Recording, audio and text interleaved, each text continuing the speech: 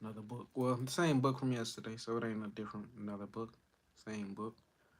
But we only what we got 3 hours, less than 3 hours left for this book. So since it's kind of short, actually it's less than 2 hours on the book. So once we finish this book, we actually gonna read the 10th insight. My bad, yeah. We're gonna listen to the 10th insight as well, and that's just that's a 40 some minute book, but it's just part two of the Celestine prophecy. If you already read this book, you know the book is about like 9 things that they're searching for. I forgot the name. I just said it. I literally just said it. But we gonna. Oh yeah, it's about finding 9 insights, basically 9 levels of consciousness, and the 10th one is its own book. So since it's short, we're gonna just add that to this video, and I'm gonna just hit that play button. Let everybody just come in when they come in. Thank you guys for tuning in once again, sticking with me through this whole process as we continue to learn, grow, and move forward. In your situation. What are your questions? I want to find out where Will is, I said, and I want to find the eighth insight, and I want to find Marjorie. And what was your guiding intuition concerning Marjorie? I thought for a moment. That I would escape, that we would escape. We could hear someone right outside the door. Did I bring you a message? I asked Pablo hurriedly. Of course, he said. When you arrived, I didn't know why I was here. I knew it had something to do with communicating the seventh insight, but I doubted my ability. I didn't think that I knew enough. Because of you, he continued, I now know that I can. That was one of the messages that you brought to me. Was there another? Yes. Your intuition that the priests can be convinced to accept the manuscript is a message for me also. It makes me think I am here to convince Father Costu. As he finished speaking, a soldier opened the door and motioned for me. I looked at Pablo. I want to tell you one of the concepts the next insight talks about, he said. The soldier glared at her and took my arm, ushering me out the door and closing it. As I was led away, Pablo stared through the bars. The eighth insight warns against something, he called out. It warns against your growth being stopped. It happens when you become addicted to another person. This ends side 2 of cassette 5 of the Celestine prophecy. Please fast forward to the end before loading cassette 6. The Celestine prophecy, cassette 6. Make sure y'all get this video a thumbs up if you're new to The interpersonal ethic. I followed the soldier up the steps and out into the bright sunshine. Pablo's warning was echoing in my head. Addiction to another person? What did he mean by that? What kind of addiction? The soldier led me down the path toward the parking area where 2 other soldiers stood beside a military jeep. They watched us intensely as we walked their way. When I was close enough to see inside the jeep, I noticed that a passenger was already sitting in the back. Marjorie. She looked pale and anxious. Before I could catch her eye, the soldier behind me grabbed my arm and directed me into the seat beside her. 2 other soldiers climbed into the front seats. The one sitting on the driver's side glanced back at us briefly. Then he started the vehicle and headed north. Do you speak English? I asked the soldiers. The soldier in the passenger seat, a beefy man, looked at me blankly and said something in Spanish that I couldn't understand, then turned curtly away. I turned my attention to Marjorie. Get Are this you video all right? thumbs up. I asked More in a than 6 whisper. people in here. It's only 3 likes. Get this video thumbs up if you haven't already. I really Her voice appreciate it. faded and I noticed tears were flowing down her face. It's going to be okay, I said, putting my arm around her. She looked up at me, forcing a smile, then rested her head on my shoulder. A ripple of passion filled my body. For an hour, we bounced along the unpaved road. Outside, the landscape grew continuously more lush and jungle-like. Then, around one bend, the dense vegetation opened up into what appeared to be a small town. Wood frame buildings lined both sides of the road. 100 yards ahead, a large truck blocked the way. Several soldiers motioned for us to stop. Beyond them were other vehicles, some with flashing yellow lights. I became more alert. As we pulled to a stop, one of the soldiers outside walked up and said something I couldn't understand. The only word I recognized was gasoline. Our escorts left the jeep and stood outside talking with the other soldiers. They glanced at us occasionally, weapons at their side. I noticed a small street which angled to the left. As I looked at the shops and doorways, something changed in my perception. The shapes and colors of the buildings suddenly stood out and became more distinct. I whispered Marjorie's name and felt her look up. But before she could say anything, an enormous explosion rocked the jeep. A blast of fire and light shot up from the area in front of us, and the soldiers were blown to the ground. Immediately, our vision was obscured by smoke and falling ash. "Come on," I yelled, pulling Marjorie from the vehicle. Amid the confusion, we ran down the street in the direction I had been looking. Behind us, I could hear distant shouts and moans. Still engulfed with smoke, we ran perhaps 50 yards. Suddenly, I noticed a doorway to the left. "In here," I shouted. The door was open and we both ran inside. I fell against the door, closing it securely. When I turned around, I saw a middle-aged woman staring at us. We had dashed into someone's home. As I looked at her, attempting a smile, I noticed that the woman's expression was not one of horror nor anger at having had two strangers rush into her house after an explosion. Instead, what she displayed was an amused half-smile that looked more like resignation, as though she half expected us and now had to do something. On a chair nearby was a small child, about 4 years old. "Hurry," she said in English. "They will be looking for you." She ushered us to the back of the sparsely furnished living room, through a hall, and down some wooden steps to a long cellar. The child walked at her side. We moved quickly through the cellar and up some other steps to an outside door leading to an alley. The woman unlocked a small compact car, which was parked there, and hurried us inside. She directed us to lie down in the back seat, threw a blanket over us, and pulled away in what seemed to be a northerly direction. Through it all, I remained speechless, carried along by the woman's initiative. A rush of energy filled my body as I fully realized what had happened. My intuition of escape had occurred. Marjorie lay beside me, her eyes tightly closed. "Are you all right?" I whispered. She looked up at me with tearful eyes and nodded. After about 15 minutes, the woman said, "I think you can sit up now." I pushed away the blanket and looked around. We seemed to be on the same road as before the explosion, only further north. "Who are you?" I asked. She turned and looked at me with her half-smile. She was a shapely woman of about 40, with shoulder-length dark hair. "I'm Carla Diaz," she said. "This is my daughter, Loretta."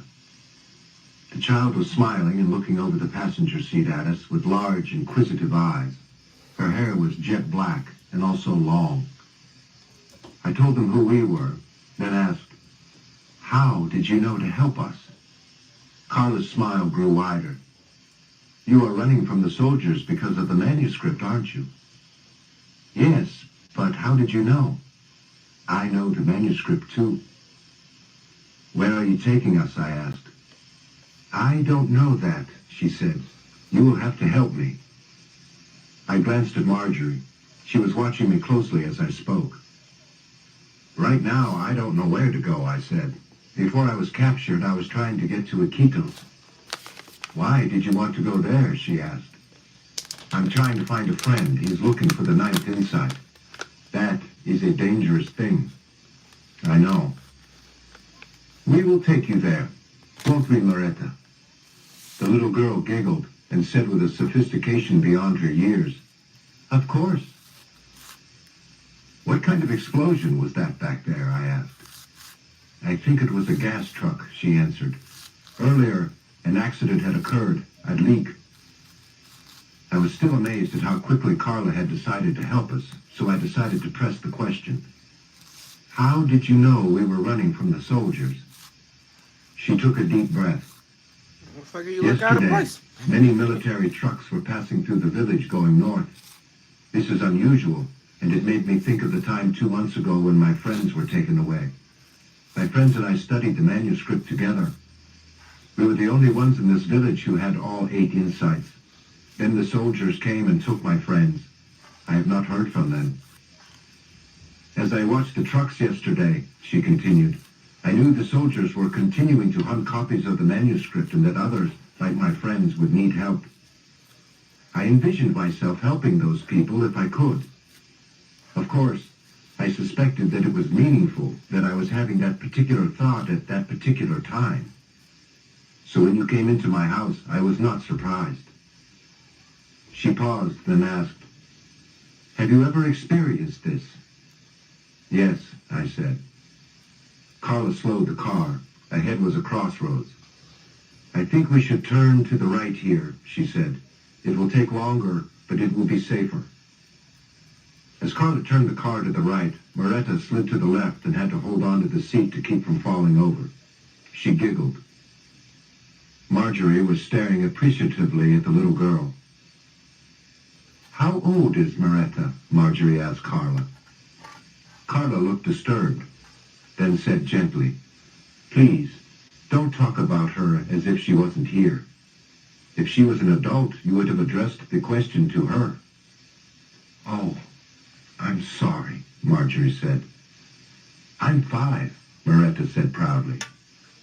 Have you studied the 8th insight? Carla asked. No, Marjorie said. I've only seen the 3rd insight. I'm at the 8th, I said. Do you have any copies? No, Carla said. All the copies were taken away by the soldiers.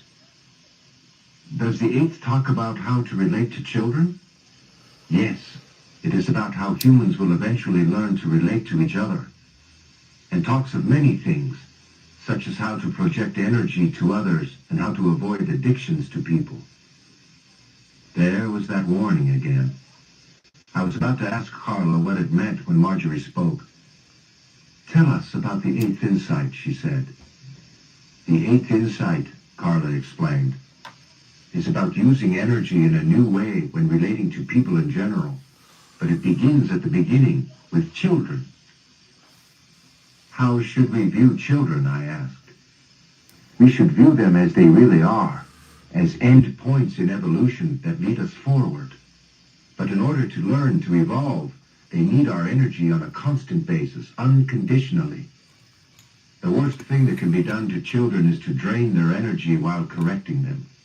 This is what creates control dramas in them, as you already know. But these learned manipulations on the child's part can be avoided if adults give them all the energy they need, no matter what the situation. That is why they should always be included in conversations, especially conversations about them. And you should never take responsibility for more children than you can give attention to.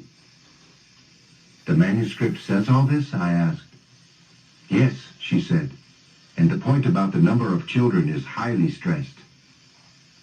I felt confused. Well, shit, I got Why 7. is the number of children one has important? She glanced at me for an instant as she drove.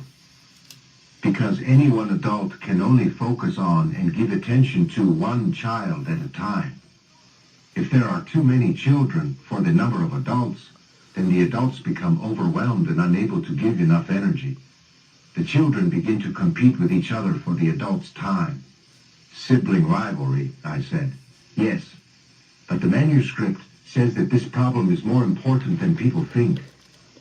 Adults often glamorize the idea of large families and children growing up together, but children should learn the world from adults, not from other children. In too many cultures, children are running in gangs. The manuscript says humans will slowly understand that they should not bring children into the world unless there is at least one adult committed to focus full attention all the time on each child. But wait a minute, I said. In many situations, both parents must work to survive. This denies them the right to have children. Not necessarily, she replied. The manuscript says humans will learn to extend their families beyond blood ties, so that someone else is able to provide one-on-one attention.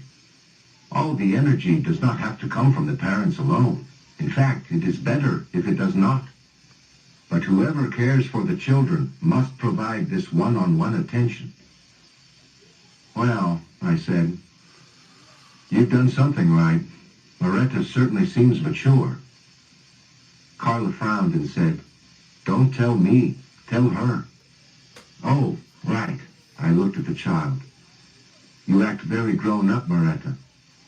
She looked away shyly for a moment, then said, thank you. Carla hugged her warmly. Carla looked at me proudly. For the last 2 years, I have been trying to relate to Loretta according to the manuscript's guidelines. Haven't I, Loretta? The child smiled and nodded. I have tried to give her energy and to always tell her the truth of every situation in language she can understand. When she asks the questions a young child asks, I treated them very seriously, avoiding the temptation of giving her a fanciful answer which is plainly for the entertainment of adults. I smiled. Do you mean untruths like stork spring babies, that sort of thing? Yes. But these cultural expressions aren't so bad. Children figure these out quickly because they stay the same. Worse are the distortions created on the spot by adults just because they want to have a little fun, and because they believe the truth is too complicated for a child to comprehend. But this is not right. The truth can always be expressed at a child's level of understanding. It just takes some thought. What does the manuscript say about this issue? It says we should always find a way to tell a child the truth. Part of me resisted this idea. I was one who enjoyed kidding around with children. Don't kids usually understand that adults are just playing, I said? All this seems to make them grow up too fast and take some of the fun out of childhood. She looked at me sternly. Loretta is full of fun. We chase and tumble and play all the childhood fantasy games. The difference is that when we are fantasizing, she knows it. I nodded. She was right, of course. Loretta seems confident, Carla continued, because I was there for her. I gave her one-on-one attention when she needed it, and if I wasn't there, my sister who lives next door was there. She always had an adult to answer her questions, and because she has had this sincere attention, she has never felt she had to act out or show off. She has always had enough energy, and that makes her assume she will continue to have enough, which makes the transition from receiving energy from adults to getting it from the universe, which we already talk about, much easier for her to grasp. I noticed the terrain outside. We were traveling through deep jungle now, and though I couldn't see it, I knew the sun was low in the afternoon sky. Can we get to Iquitos tonight? I asked. No, Carla said, but we can stay at a house I know. Near here? I asked. Yes, it is the house of a friend. He works for the Wildlife Service. He works for the government? Some of the Amazon is a protected area. He is the local agent, but influential. His name is Wang Hinton. Do not worry, he believes in the manuscript, and they have never bothered him. By the time we arrived, the sky was completely dark. Around us, the jungle was alive with night sounds, the air muggy. A large, well-lit wood-frame house stood at the end of a clearing in the dense foliage. Nearby were 2 large buildings and several jeeps. Another vehicle was up on blocks, and 2 men worked around lights underneath. A thin Peruvian, dressed in expensive clothing, answered Carla's knock and smiled at her until he noticed Marjorie, Moretta, and myself waiting on the steps. His face turned nervous and displeased as he talked to her in Spanish. She said something pleadingly in return, but his mannerism and inflection indicated he did not want us to stay. Then, through the crack in the door, I noticed a lone female figure standing in the foyer. I moved a little to bring her face into view. It was Julia. As I looked, she turned her head and saw me, then quickly walked forward with a surprised look on her face. She touched the shoulder of the man at the door and said something quietly into his ear. The man nodded, then opened the door with a look of resignation. We all introduced ourselves as Hinton led the way into the den area. Julia looked at me and said, "We meet again." She wore khaki pants with pockets on the legs and a bright red t-shirt. "Yes, we do," I said. A Peruvian servant stopped Hinton, and after talking for a minute, the two walked into another part of the house. Julia sat in a chair by a coffee table and motioned for the rest of us to sit on the couch across from her. Marjorie appeared panicked. She looked at me intensely. Carla also seemed to be aware of Marjorie's distress. She walked over and took her by the hand. "Let's get some hot tea," she suggested. As they walked away, Marjorie glanced back at me. I smiled and watched them until they turned the corner into the kitchen. Then I turned to face Julia. "So, what do you think it means?" she asked. "What does what mean?" I replied, still distracted. "That we have run into each other again." "Oh, I don't know." "How did you wind up with Carla, and where are you going?"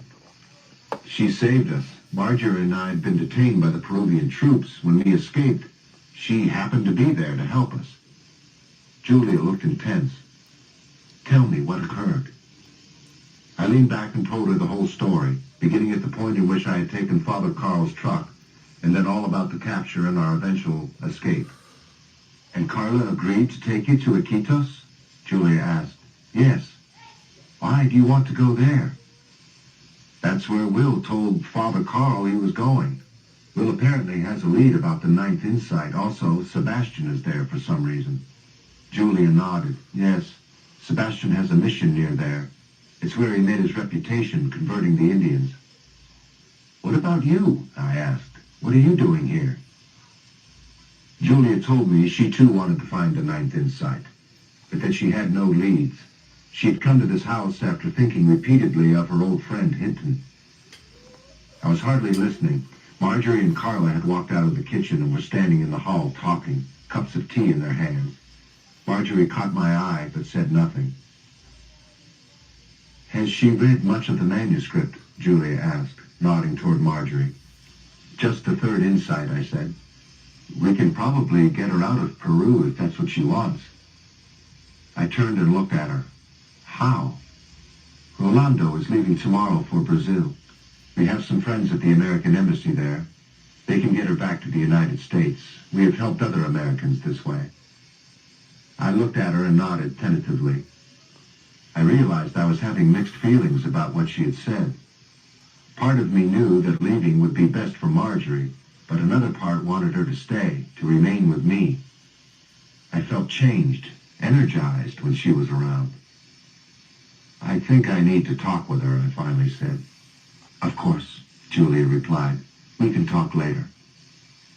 I got up and walked toward her. Carla was heading back toward the kitchen.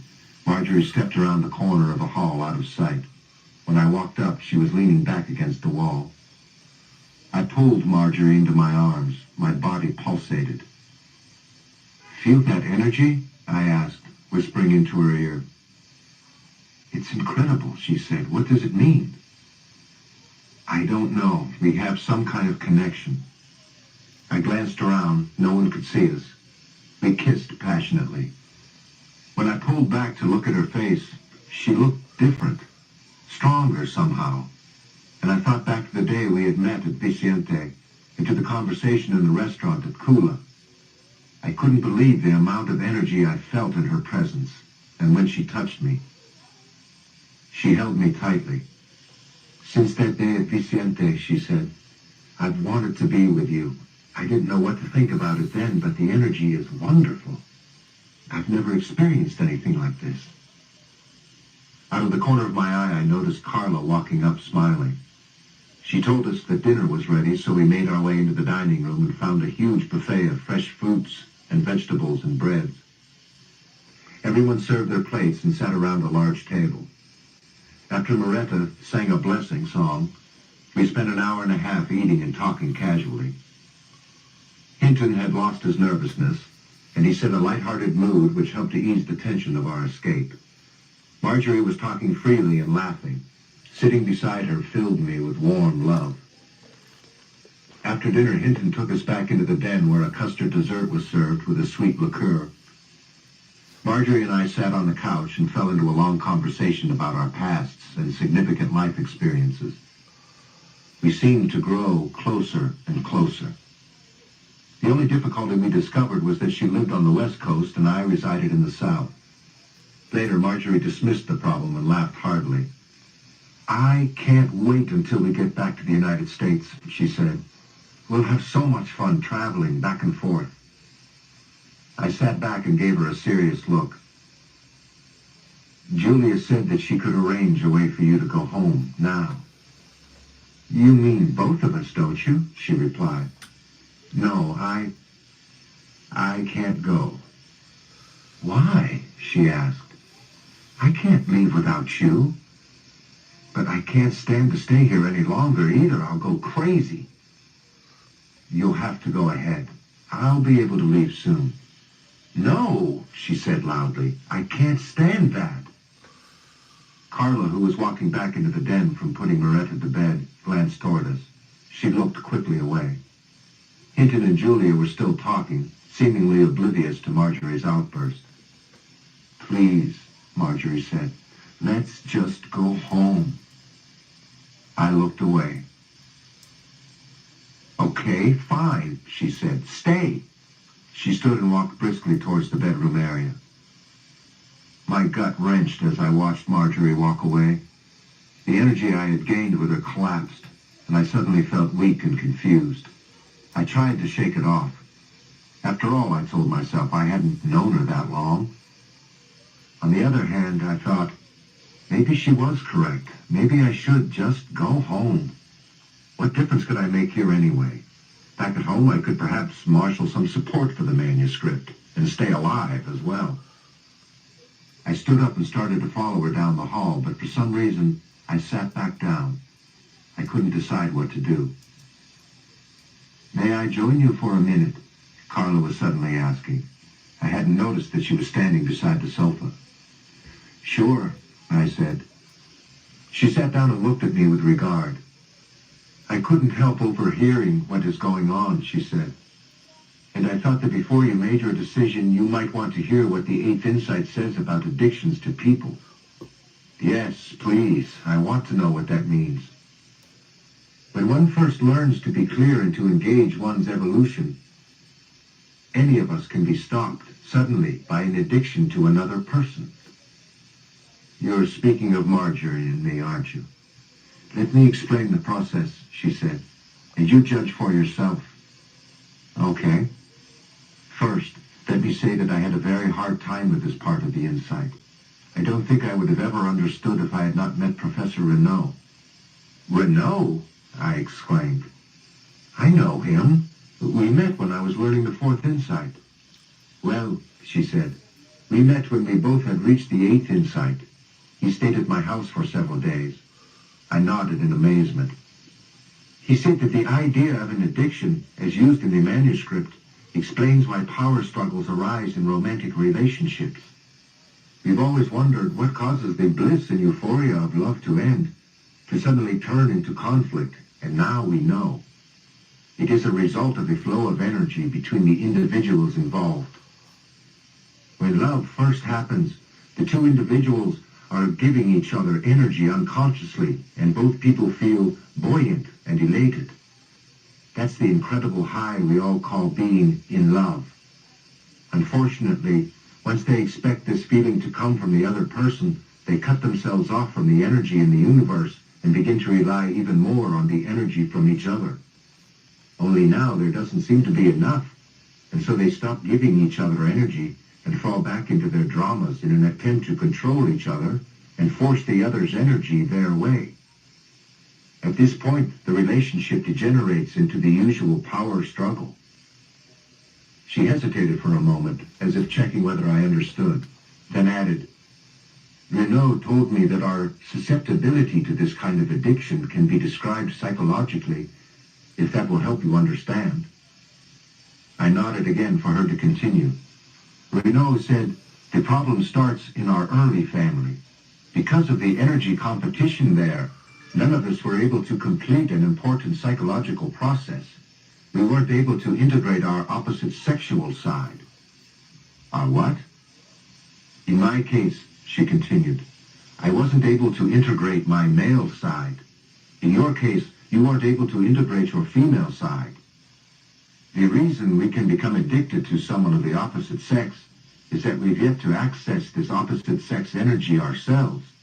You see, the mystical energy that we can tap as an inner source is both male and female. We can eventually open up to it, but when we first begin to evolve, we have to be careful. The integration process takes some time. If we connect prematurely with a human source for our female or male energy, we block the universal supply. I told her I didn't understand. Think of how this integration is supposed to work in an ideal family, she explained. And then perhaps you can see what I mean. In any family, the child must first receive energy from the adults in his life. Usually, identifying with and integrating the energy of the same-sexed parent is accomplished easily. But receiving energy from the other parent can be more difficult because of the differences in the sexes. Let's use a female child as an example. All the little girl knows, as she first attempts to integrate her male side, is that she is extremely attracted to her father. She wants him around and close to her all the time. The manuscript explains that what she really wants is male energy, because this male energy complements her female side. From this male energy, she receives a sense of completion and euphoria. But she mistakenly thinks that the only way to have this energy is by sexually possessing her father and keeping him close physically. Interestingly, because she intuits that this energy is really supposed to be her own and that she should be able to command this energy at will, she wants to direct the father as if he were that part of herself. She thinks he is magical and perfect and able to supply her every whim. In a less than ideal family, this sets up a power conflict between the little girl and her dad. Dramas are formed as she learns to posture herself in order to manipulate him into giving her the energy she desires. Well, my daughters be But manipulating me. in an ideal family, the father would remain uncompetitive. He would continue to relate honestly and have enough energy so as to supply her unconditionally, even though he can't do everything she asks. The important thing to know here, in our ideal example, is that the father would remain open and communicative. She thinks he is ideal and magical, but if he honestly explains who he is and what he is doing and why, then the little girl can integrate his particular style and abilities and proceed past an unrealistic view of her father. In the end, she will see him as just a particular human being with his own talents and faults. Once this true emulation takes place, then the child makes an easy transition from receiving her opposite sex energy from her father to receiving it as part of the overall energy existing in the universe at large. The problem, she went on, is that most parents, up to now, have been competing with their own children for energy, and that has affected all of us. Because this competition was taking place, none of us have quite resolved this opposite sex issue. We're all stuck at the stage where we are still looking for our opposite sex energy outside of ourselves, in the person of a male or female we can think of as ideal and magical and can possess sexually. See the problem? Yes, I said, I think I do. That's why it's important to become one with yourself. Like, even though I'm married, I tell my wife all the time, like, we are two whole individuals. You're not my other half. Like, we're both whole individuals, and when we come together, you got two instead of just one. So, even if my wife passes away or moves on, like, I'm not gonna be stuck too sad. I'll probably be sad for a minute, but I know to keep moving forward, to keep pressing forward because I am a whole individual. And I know, like, nothing lasts forever. Meaning we all gonna pass away. Like, so even though I expect to be with my wife for forever, like, I understand one of us gotta go first. So In terms of our ability to evolve consciously, she continued, we are faced with a critical situation. As I said before, according to the eighth insight, when we first begin to evolve, we automatically begin to receive our opposite sex energy. It comes in naturally from the energy in the universe. But we must be careful, because if another person comes along who offers this energy directly, we can cut ourselves off from the true source and regress. She chuckled to herself. What are you laughing at? I asked. Renault once made this analogy, she said. He said that until we learn how to avoid this situation, we are walking around like a circle half complete. You know, we look like the letter C.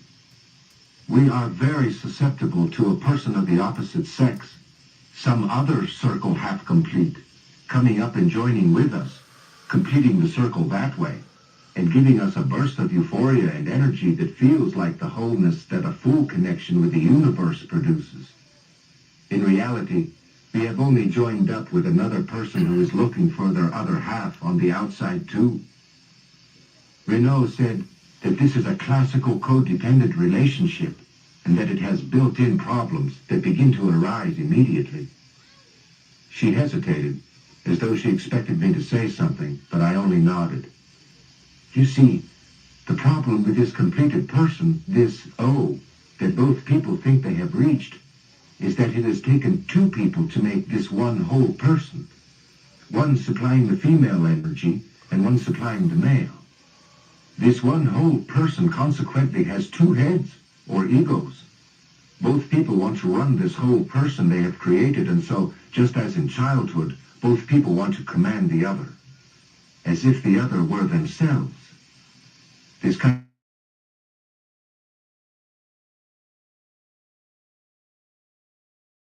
of I'm gonna invalidate call them, you back, so that K-Bay. they can lead this whole self in the direction they want You to heard me? I'm go. gonna call you back. My son called. I don't know if it messed up my phone or anything. Can y'all still hear me? Let me know if y'all can hear me. My son called and I tried to pick up on my watch, so I don't know if that actually like messed up anything. So if one person can comment. But of course, that doesn't work, at least not anymore. Perhaps in the past, one of the partners was willing to submit themselves to the other, usually. Cause I don't want to have the book playing and y'all can't hear me.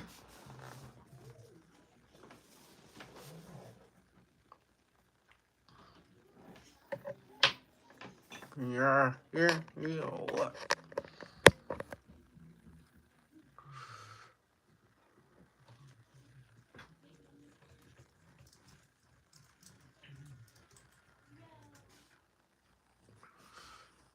I mean, y'all ain't left, so I guess y'all can still hear me.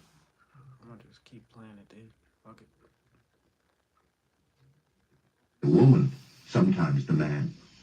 But we are waking up now. No one wants to be subservient to anyone else any Hey, longer. shout out to my boy Elliot. I thought of Can what the you hear first it? Can you insight hear had it? conveyed about power struggles within intimate relationships, and of the woman's outburst at the restaurant with My Charlene. shit tripping.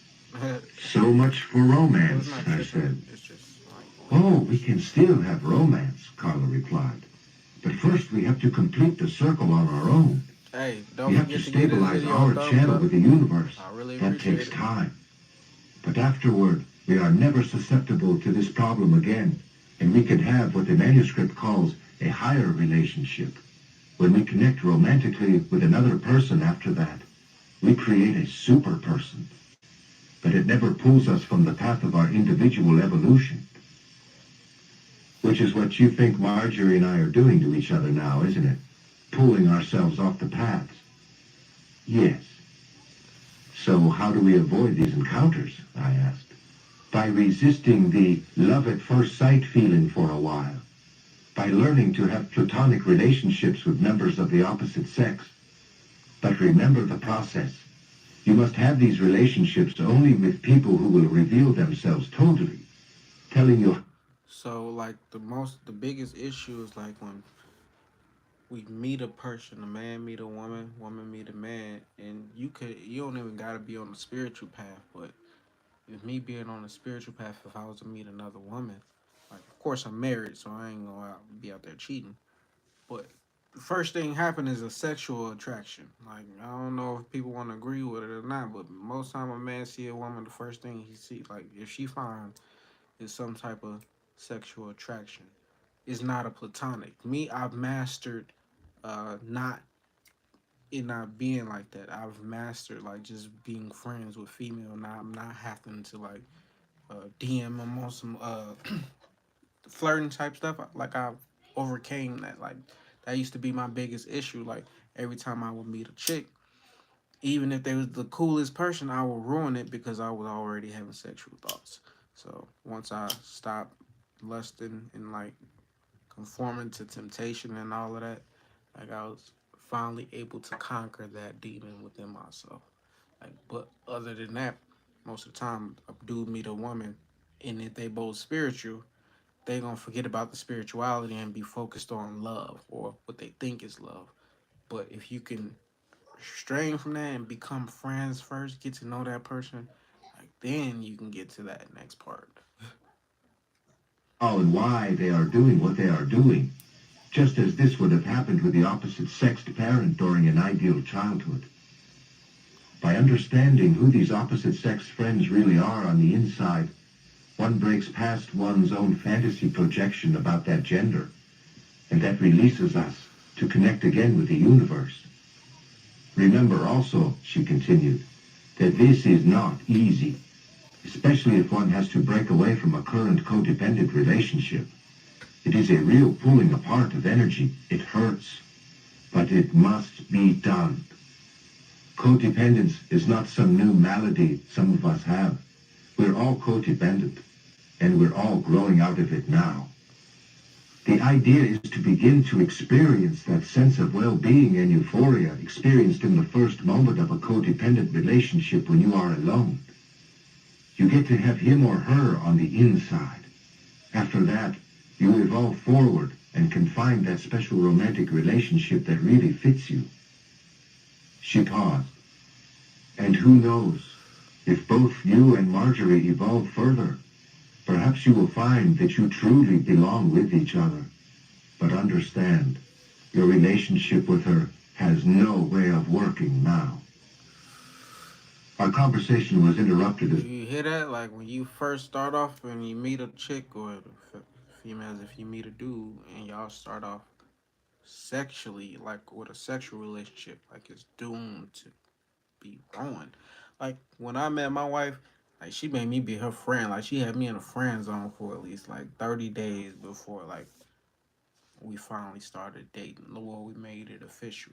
But even then, it was no rush. Like we was talking on the phone every single day. Like I became her friend before like we could take it to the next level. But any other girl I met in the past, it was like shit. I'm trying to get on the first night, and if I can't, yeah, I'm gonna just find somebody else.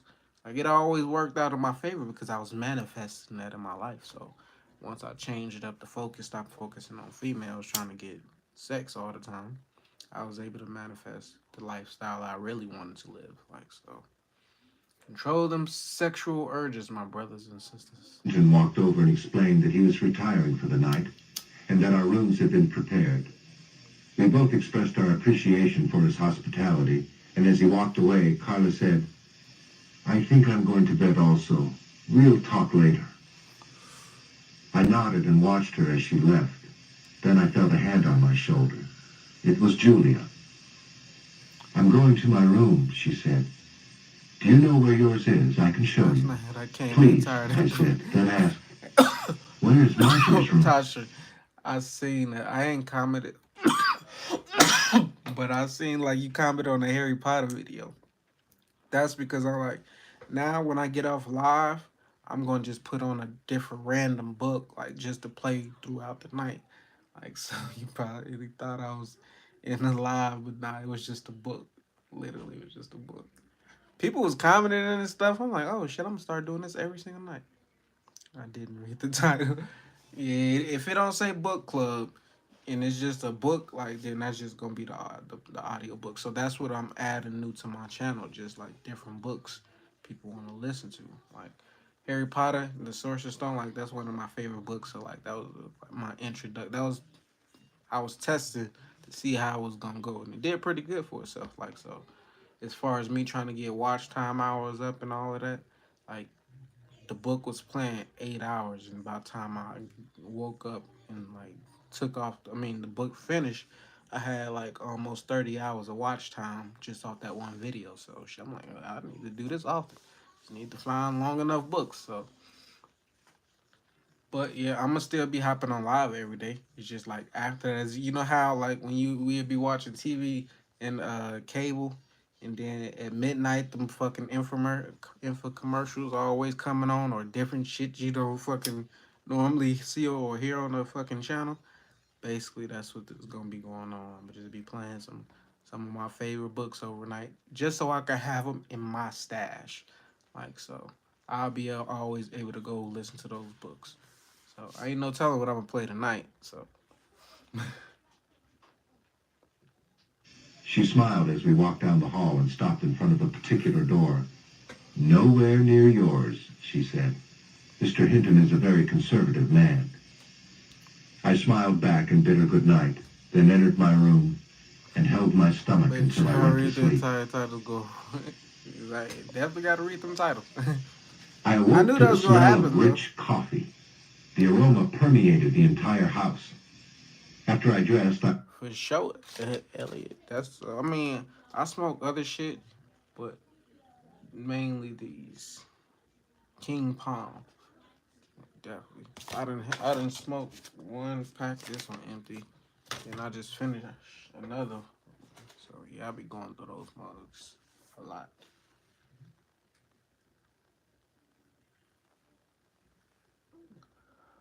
Oh yeah, I know that exactly. That's the.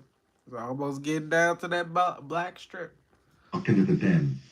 An older male housekeeper offered me a glass of Say fresh grape page juice, you which I on. accepted.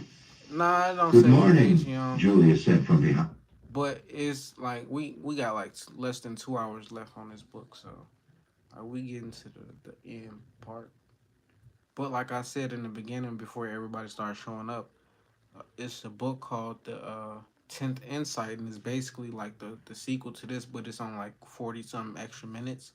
And since we only got a couple hours on here, I'm gonna just play that one after that. So, and it's gonna be the first time I actually listened to the 10th Insight. I always knew about it, but I never really listened to it. So, be, that'll be the first book I play that I didn't read. Me. I turned around. Good morning. She looked at me intensely, then asked, have you discovered yet why we've run into each other again? No, I said, I haven't been able to think about it. I've been trying to understand addictions. Yes, she replied, I saw. What do you mean? I could tell what was happening by the way your energy field looked. How did it look? I asked. Your energy was connected to Marjorie's. When you were sitting here and she was sitting in the other room, your field stretched all the way in there and attached to hers. He was thinking I about it. shook my head. That boy She can't. smiled and put her hand on my See, he shoulder. not focused. You had He's lost your supposed to be connection with the focusing on them universe. You had insights, become addicted to Marjorie's energy as a but substitute. he fucking too busy It's trying the to same focus way on with all her. addictions. One goes through someone or something else to connect with the And she universe. on the same path The way to he deal on with too, this so it don't make it is no to better. get your energy. Like they both on the same journey. So, but when they get around each other, it's like it's not saying they toxic, but like their thoughts is toxic. They off the back focusing on like getting in a relationship, sex, but not becoming friends first. He don't even know this girl. He just met her when he got to Peru. He only been to Peru like a few days, like so. And this the second girl like he was thinking about, like so. Honestly, he was a guy like me who was just I don't know. Any woman I felt was like beautiful. Like I was trying to be on Up and then center yourself again in what you are really doing here. I nodded and walked outside. She waited in the den. For about 10 minutes, I practiced the method of building energy that Sanchez had taught me. Gradually, the beauty returned, and I felt much lighter. I that. returned to the house. You could always You go look back. better, Julia said. I feel Honestly, you can always go back. So when you read and you start like hearing parts you remember, you like, oh, like that's how I got to that part. So it's like watching. I remember we used to have to watch cable, and you, you couldn't rewind shit. We didn't have Netflix and none. Shit wasn't even created. So if you was watching the movie on cable and caught it in the middle, like shit, you just had to hope it came on later that night or the next day before you could just watch it from the beginning. Still, I've seen a lot of movies like that where shit, I ain't know what the I fuck was going replied. on. So, what are your questions at this point? I thought for a minute. I had found Marjorie. That question had been answered. But I still wanted to find out where Will was. And I still wanted to understand how people would be acting toward each other if they followed this manuscript. If the manuscript's effect was positive, why would Sebastian and the other priests be worried? I looked at Julia. I need to grasp the rest of the eighth insight, and I still want to find Will. Maybe he has the ninth. I'm going to Iquitos tomorrow, she said. Would you like to go? I hesitated. I think Will is there, she added. How do you know? Because of the thoughts I had about him last night. I said nothing. I had thoughts of you, too, Julia continued. Of both of us going to Iquitos. You're involved in this somehow.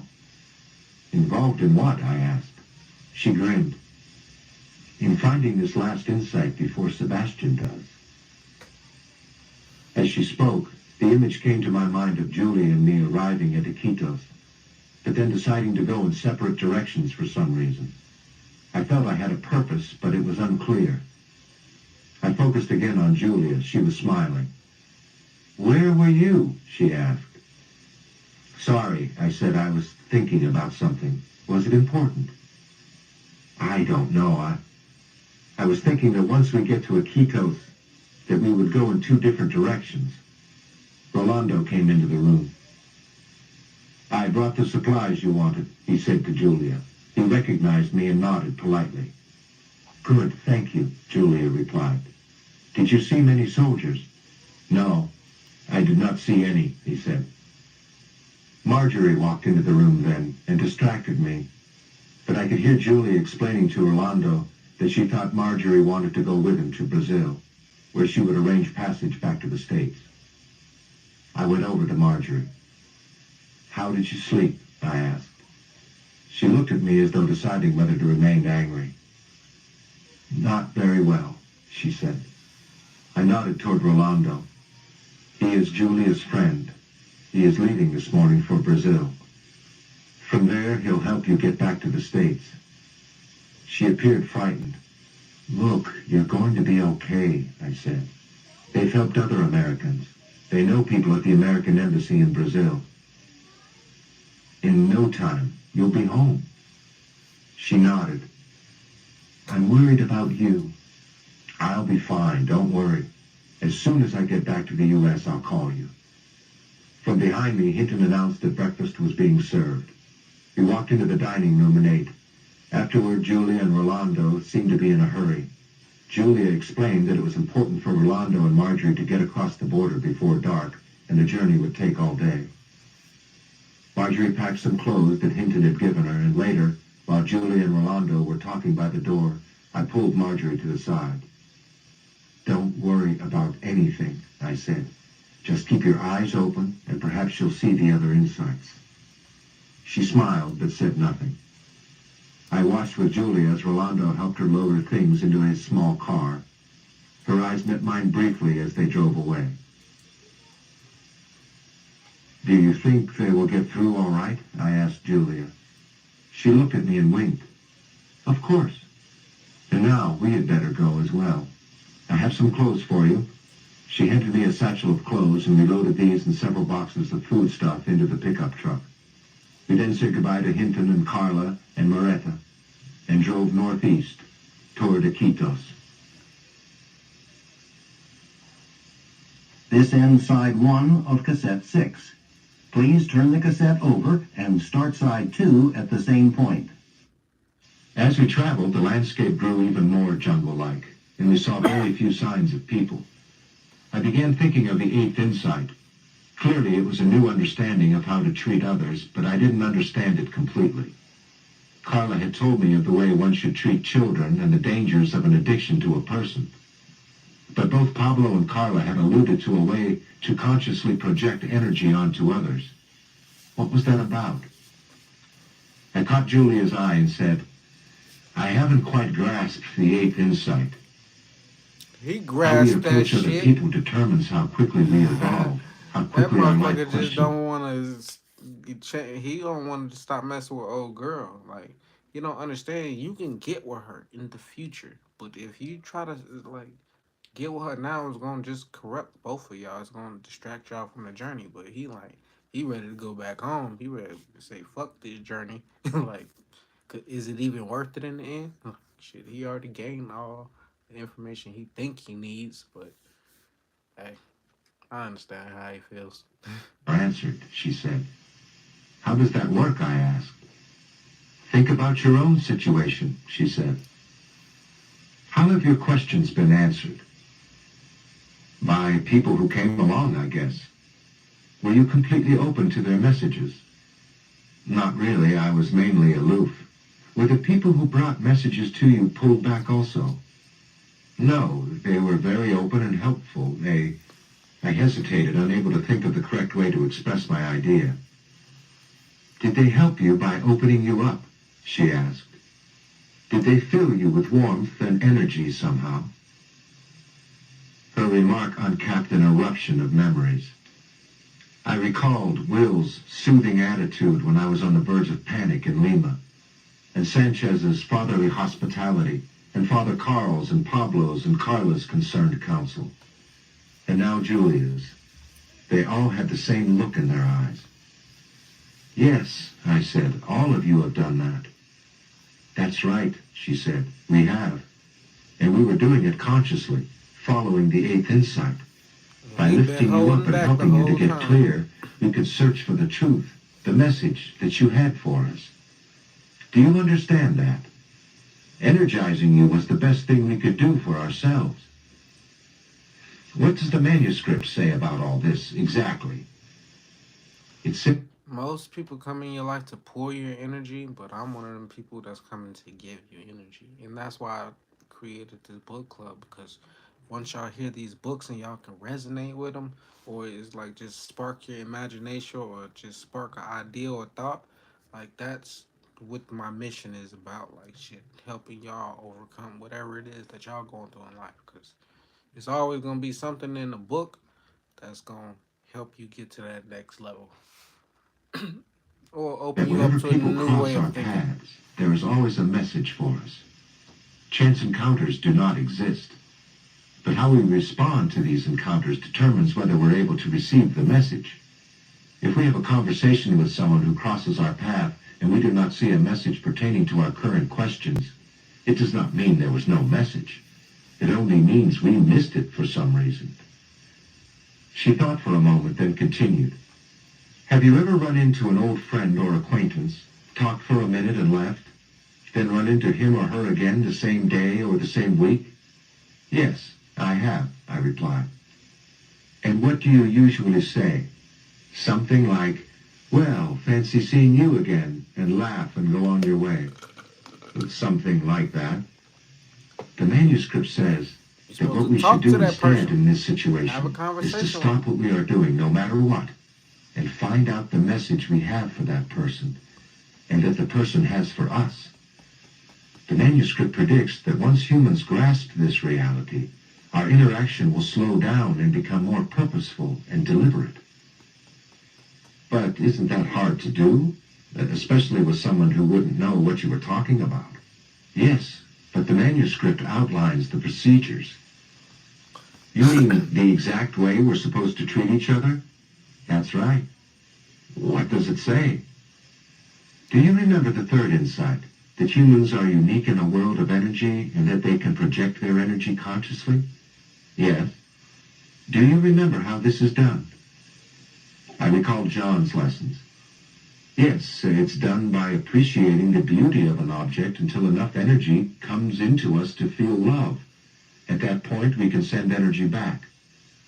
That's right. And the same principle holds true with people. When we appreciate the shape and demeanor of a person, really focus on them until their shape and features begin to stand out and to have more presence, we can send them energy, lifting them up. Of course, the first step is to keep our own energy high. Then we can start the flow of energy coming into us, through us, and into the other person. The more we appreciate their wholeness, their inner beauty, the more the energy flows into them, and naturally, the more that flows into us. She laughed.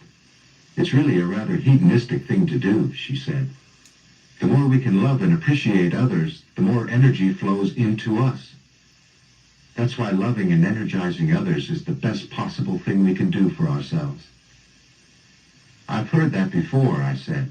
Father Sanchez says it often. I looked at Julia closely. I had the feeling I was seeing her deeper personality for the first time. She returned my gaze for an instant, then focused again on the road. The effect on the individual of this projection of energy is immense, she said. Right now, for instance, you're filling me with energy. I can feel it. What I feel is a greater sense of lightness and clarity as I'm formulating my thoughts to speak. Because you are giving me more energy than I would have otherwise, I can see what my truth is and more readily give it to you. When I do that, you have a sense of revelation about what I'm saying. This leads you to see my higher self even more fully, and so appreciate and focus on it at an even deeper level, which gives me even more energy and greater insight into my truth, and the cycle begins over again. Two or more people doing this together can reach incredible highs as they build one another up and have it immediately returned. You must understand, though, that this connection is completely different from a codependent relationship. A codependent relationship begins this way, but soon becomes controlling because the addiction cuts them off from their source and the energy runs out. Real projection of energy has no attachment or intention. Both people are just waiting for the messages. As she spoke, I thought of a question. Pablo had said that I didn't get Father Cousteau's message at first because I set off his childhood drama.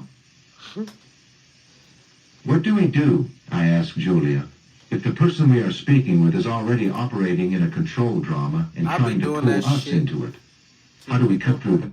When I have a conversation with a person, I'll trigger their childhood trauma or drama. And they be like, what the fuck?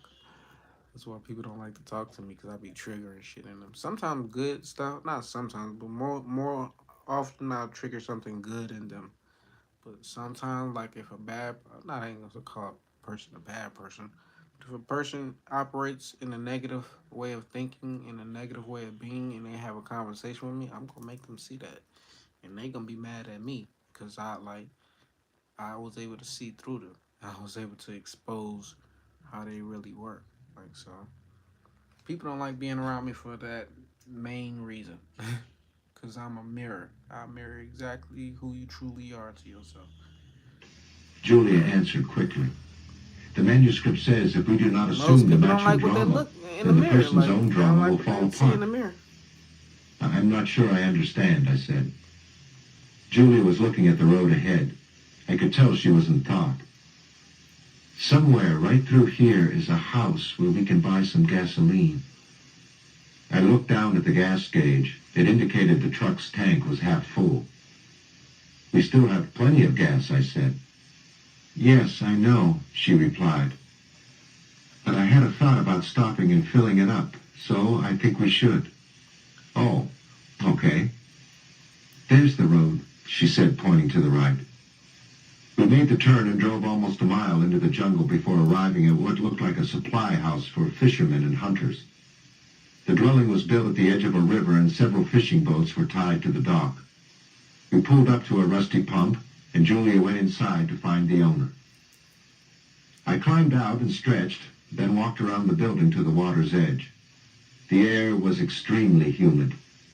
Although the thick canopy of trees... Hey, if you have a thought while listening to this book, and it's to say something or comment something, don't be like, nah, I ain't gonna do it. I ain't gonna comment. comment it, because that's what this book is telling you to do. Like, shit, when you have a thought, or when it's meeting somebody or talking to somebody, or even if it's a random stranger, if you have a thought to go talk to that person, talk to that person. It's the reason you're having that thought. The sun. I could tell it was almost directly overhead. Soon the temperature would be scorching. Suddenly a man behind me was speaking angrily in Spanish. I turned to see a short, stocky Peruvian. He looked at me menacingly and repeated the statement. I don't understand what you're saying. He switched to English. Who are you? What are you doing here? I tried to ignore him. We're just here for gas. We'll be gone in a few minutes. I turned around and faced the water again, hoping he would go away. He walked to the side of me. I think you better tell me who you are, Yankee. I looked at him again. He appeared to be serious. I'm an American, I said.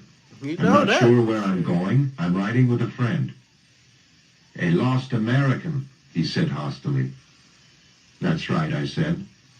What are you after here, American? I'm not after anything, I said, trying to walk back to the car, and I've done nothing to you. Leave me alone. I noticed suddenly that Julia was standing at the vehicle. When I looked, the Peruvian turned and looked too. It's time to leave, Julia said. They're not in business any longer.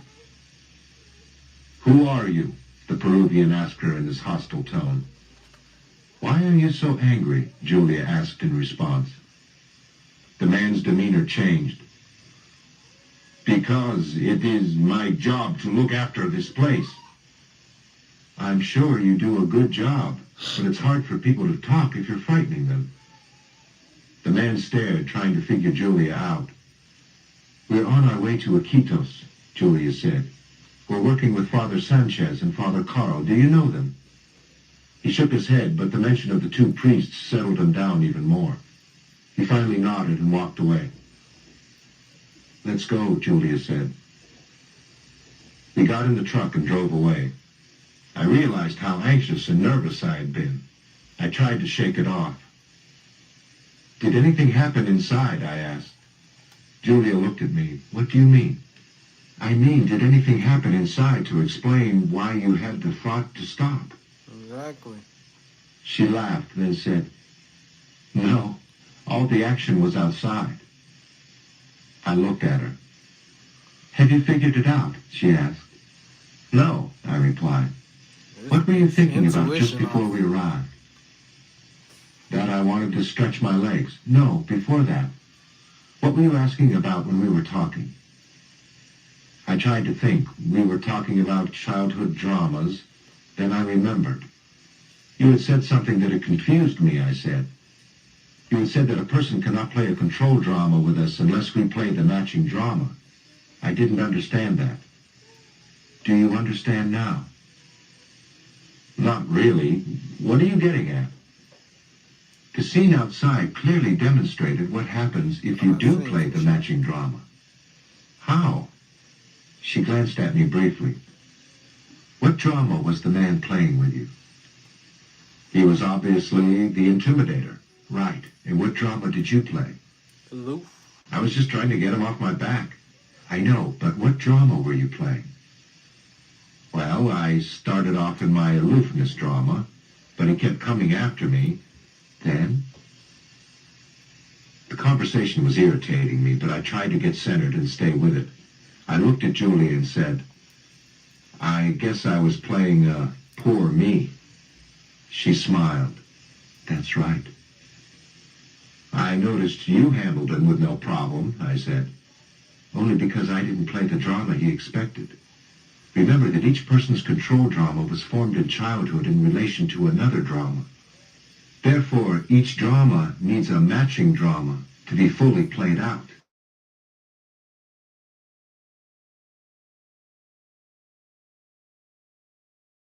Colin. How did you handle it? I asked, still confused. My drama response would have been to play the intimidator myself, trying to out-intimidate him. Of course, this would probably have resulted in violence. But instead, I did what the manuscript instructs. I named the drama he was playing. All dramas are covert strategies to get energy. He was trying to intimidate you out of your energy. When he tried that on me, I named what he was doing. That's why you asked why he was so angry? Yes. The manuscript says that covert manipulations for energy can't exist if you bring them into consciousness by pointing them out. They cease to be covert. It is a very simple method. The best truth about what's going on in the people out on their conversation always bullshit. prevails. After that, the person has to be more real and honest. That makes sense, I said. I guess I've even named dramas myself before, though I didn't know what I was doing. I'm sure. That's something all of us have done. We're just learning more about what is at stake. And the key to making it work is to simultaneously look beyond the drama at the real person in front of you and send as much energy their way as possible. If they can feel energy coming in anyway, then it's easier for them to give up their way of manipulating for it. What could you appreciate in that guy? I said. I could appreciate him as a little insecure boy needing energy desperately. Besides, he brought you a very timely message, right? I looked at her.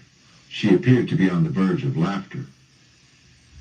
You think we stopped there just so I could grasp how to deal with someone playing a drama?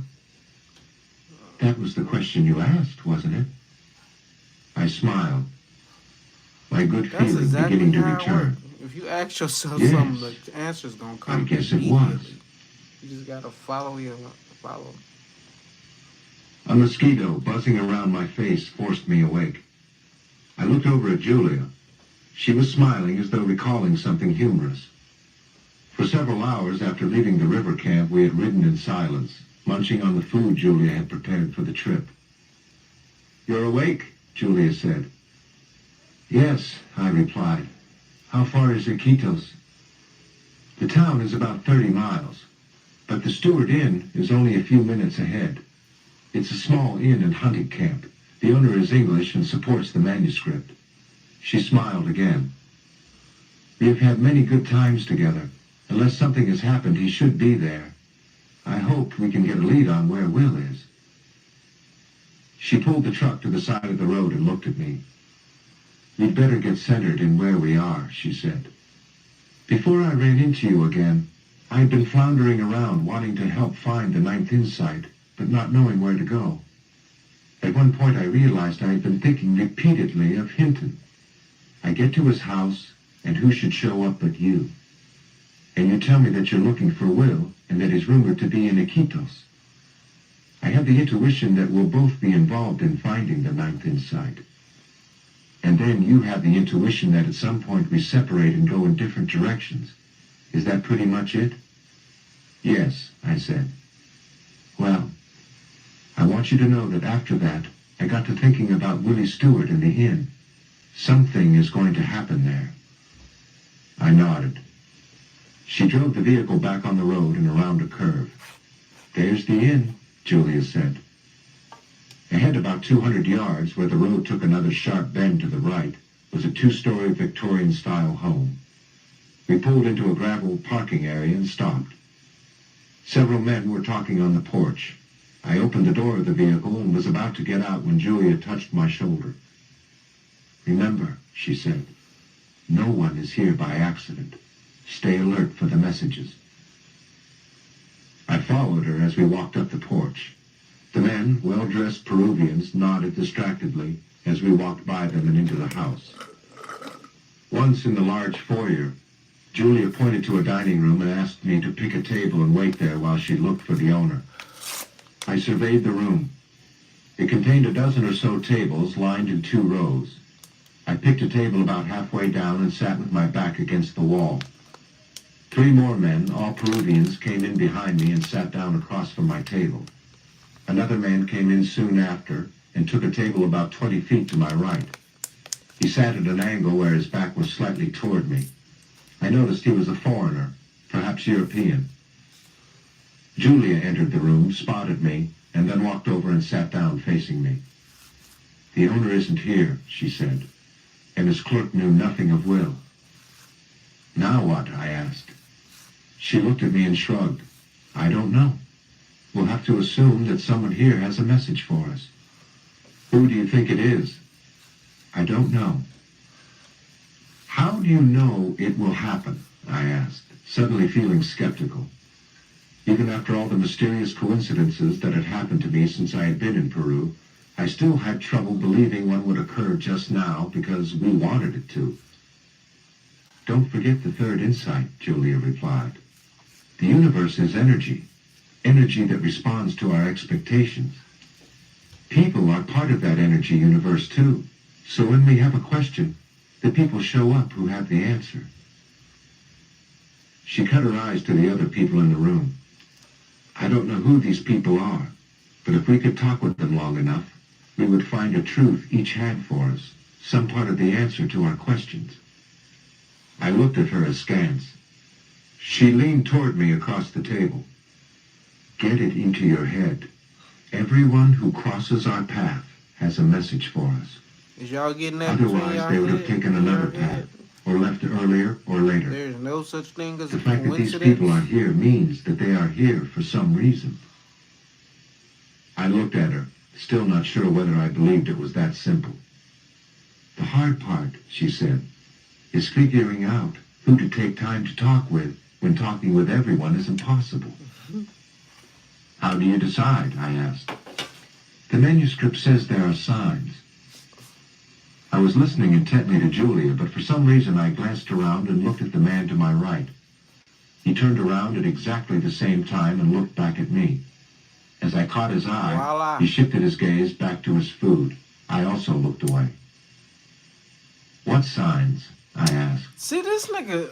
Signs like that, she said. Buddy ass is a fucking jackass. Like he be knowing it's a fucking sign, yet he still acting aloof. Like he need to break that fucking habit. Like, of course, it's still he just learned about all this shit, so of course, he not gonna switch up how he been his whole life in a matter of days. But still, like you would expect the book, like since he been learning his lessons, to stop acting aloof. Like, bro. Like what? Like what you just did. See, She nodded toward the man to my what, right. bitch, you know what What just do you mean? happened. Julia leaned toward me again. The manuscript says we will learn that sudden, spontaneous eye contact is a sign that two people should talk. But doesn't that happen all the time? I asked. Yes, it does. Exactly. And after it Talk to happens, them people. most people just forget about it and go on with what they are doing. I nodded. What other signs does the manuscript mention? I asked. A sense of recognition, she replied. Seeing someone who looks familiar, even though you know you've never seen the person before. When she said that, I thought of Dobson and Renault, of how familiar they looked when I had first seen them. Does the manuscript say anything about why some people look familiar? I asked. Not much. It just says we are members of the same thought group with certain other people. Thought groups are usually evolving along the same lines of interest. They think the same, and that creates the same expression and outward experience. We intuitively recognize members of our own thought group, and very often they provide messages for us. I looked at the man to my right one more time. He did look vaguely familiar. Incredibly, as I gazed at him, he turned and glanced at me again. I quickly looked back at Julia. You must talk with this man, Julia said. What you scared I of? didn't respond. I felt uncomfortable with the idea of just walking up to him. I wanted to leave, to go to Iquitos. I was about to make that suggestion when Julia spoke again. This is where we need to be, she said. Not Iquitos. We have to play this out. The trouble with you... This guy is just like a lot of people out there, like, just know they intuition is telling them go talk to that person, yet they just keep ignoring it. That's how you miss out on blessings. Me, that shit happened a lot of times where I caught eye contact, but that was before I read the book, though. Like, more now, I'm more willing to, like, just walk up to a stranger if I feel the urge to, so... But before then, that was not the case. Is that you're resisting the idea of walking up to him and starting a conversation. How did you do that? I asked. Do what? She replied. Know what I was thinking. There's nothing mysterious about it. It's a matter of looking closely at your expressions. What do you mean? When you are appreciating someone at a deeper level, you can see their most honest self beyond any facades they may put up. When you really focus at this level, you can perceive what someone is thinking as a subtle expression on their face. This is perfectly natural. It sounds telepathic to me, I said. She grinned. Telepathy is perfectly natural. I glanced over at the man again. He did not look. You had better get your energy together and talk with him, Julia said, before you lose the opportunity. I focused on increasing my energy until I felt stronger, then asked, what am I going to say to this guy? The truth, she said. Put the truth in a form you think he would recognize. Okay, I will. I slid back my chair and walked over to where the man was sitting. He looked shy and nervous, the way I remembered Pablo looking the night I met him. I tried to look beyond the man's nervousness to a deeper level. When I did, I seemed to perceive a new look on his face, one with more energy. Hello, I said. You appear not to be a native Peruvian. I'm hoping you can help me. I'm looking for a friend of mine, Will James. Please, sit down, he said in a Scandinavian accent. I'm Professor Edmund Connor. He offered me his hand and said, I'm sorry, I do not know your friend, Will. I introduced myself and then explained, just on a hunch that it would mean something to him, that Will was searching for the ninth insight. I am familiar with the manuscript, he said. I'm here to study its authenticity. Alone? I was to meet a Professor Dobson here, but so far he has not come. I don't understand the delay. He assured me that he would be here when I arrived. You know Dobson? Yes. He is the one who is organizing an inspection of the manuscript. And he's all right? He's coming here? The professor looked at me questioningly. Those were the plans we made. Has something been wrong? My energy fell. I realized that Dobson's meeting with Connor had been set up before Dobson's arrest. I met him on the airplane, I explained. When I came to Peru, he was arrested in Lima. I have no idea what happened to him. Arrested? My God! When did you last speak with him, I asked. Several weeks ago, but our meeting time here was firm. He said he would call me if anything changed. Do you remember why he wanted you to meet him here instead of in Lima? I asked. He said there were some ruins around here, and that he would be up in this area speaking with another scientist. Did he mention where he would be talking to this scientist? Yes. He said he had to go to, San Luis, I believe. Why? I don't know. I was just wondering. As I said this, two things happened simultaneously. First, I began thinking of Dobson, of seeing him again. We were meeting along a road with large trees, and then, at the same time, I looked out the window and saw, to my amazement, Father Sanchez walking up the porch steps. He looked tired and his clothes were dirty. In the parking lot, another priest waited in an old car. Who is that? Professor Connor asked. It's Father Sanchez, I replied, barely able to contain my excitement. I turned around and looked for Julia, but she was no longer sitting at our table. I got up just as Sanchez walked into the room. When he saw me, he stopped abruptly, a look of total surprise on his face. Then he walked over and embraced me.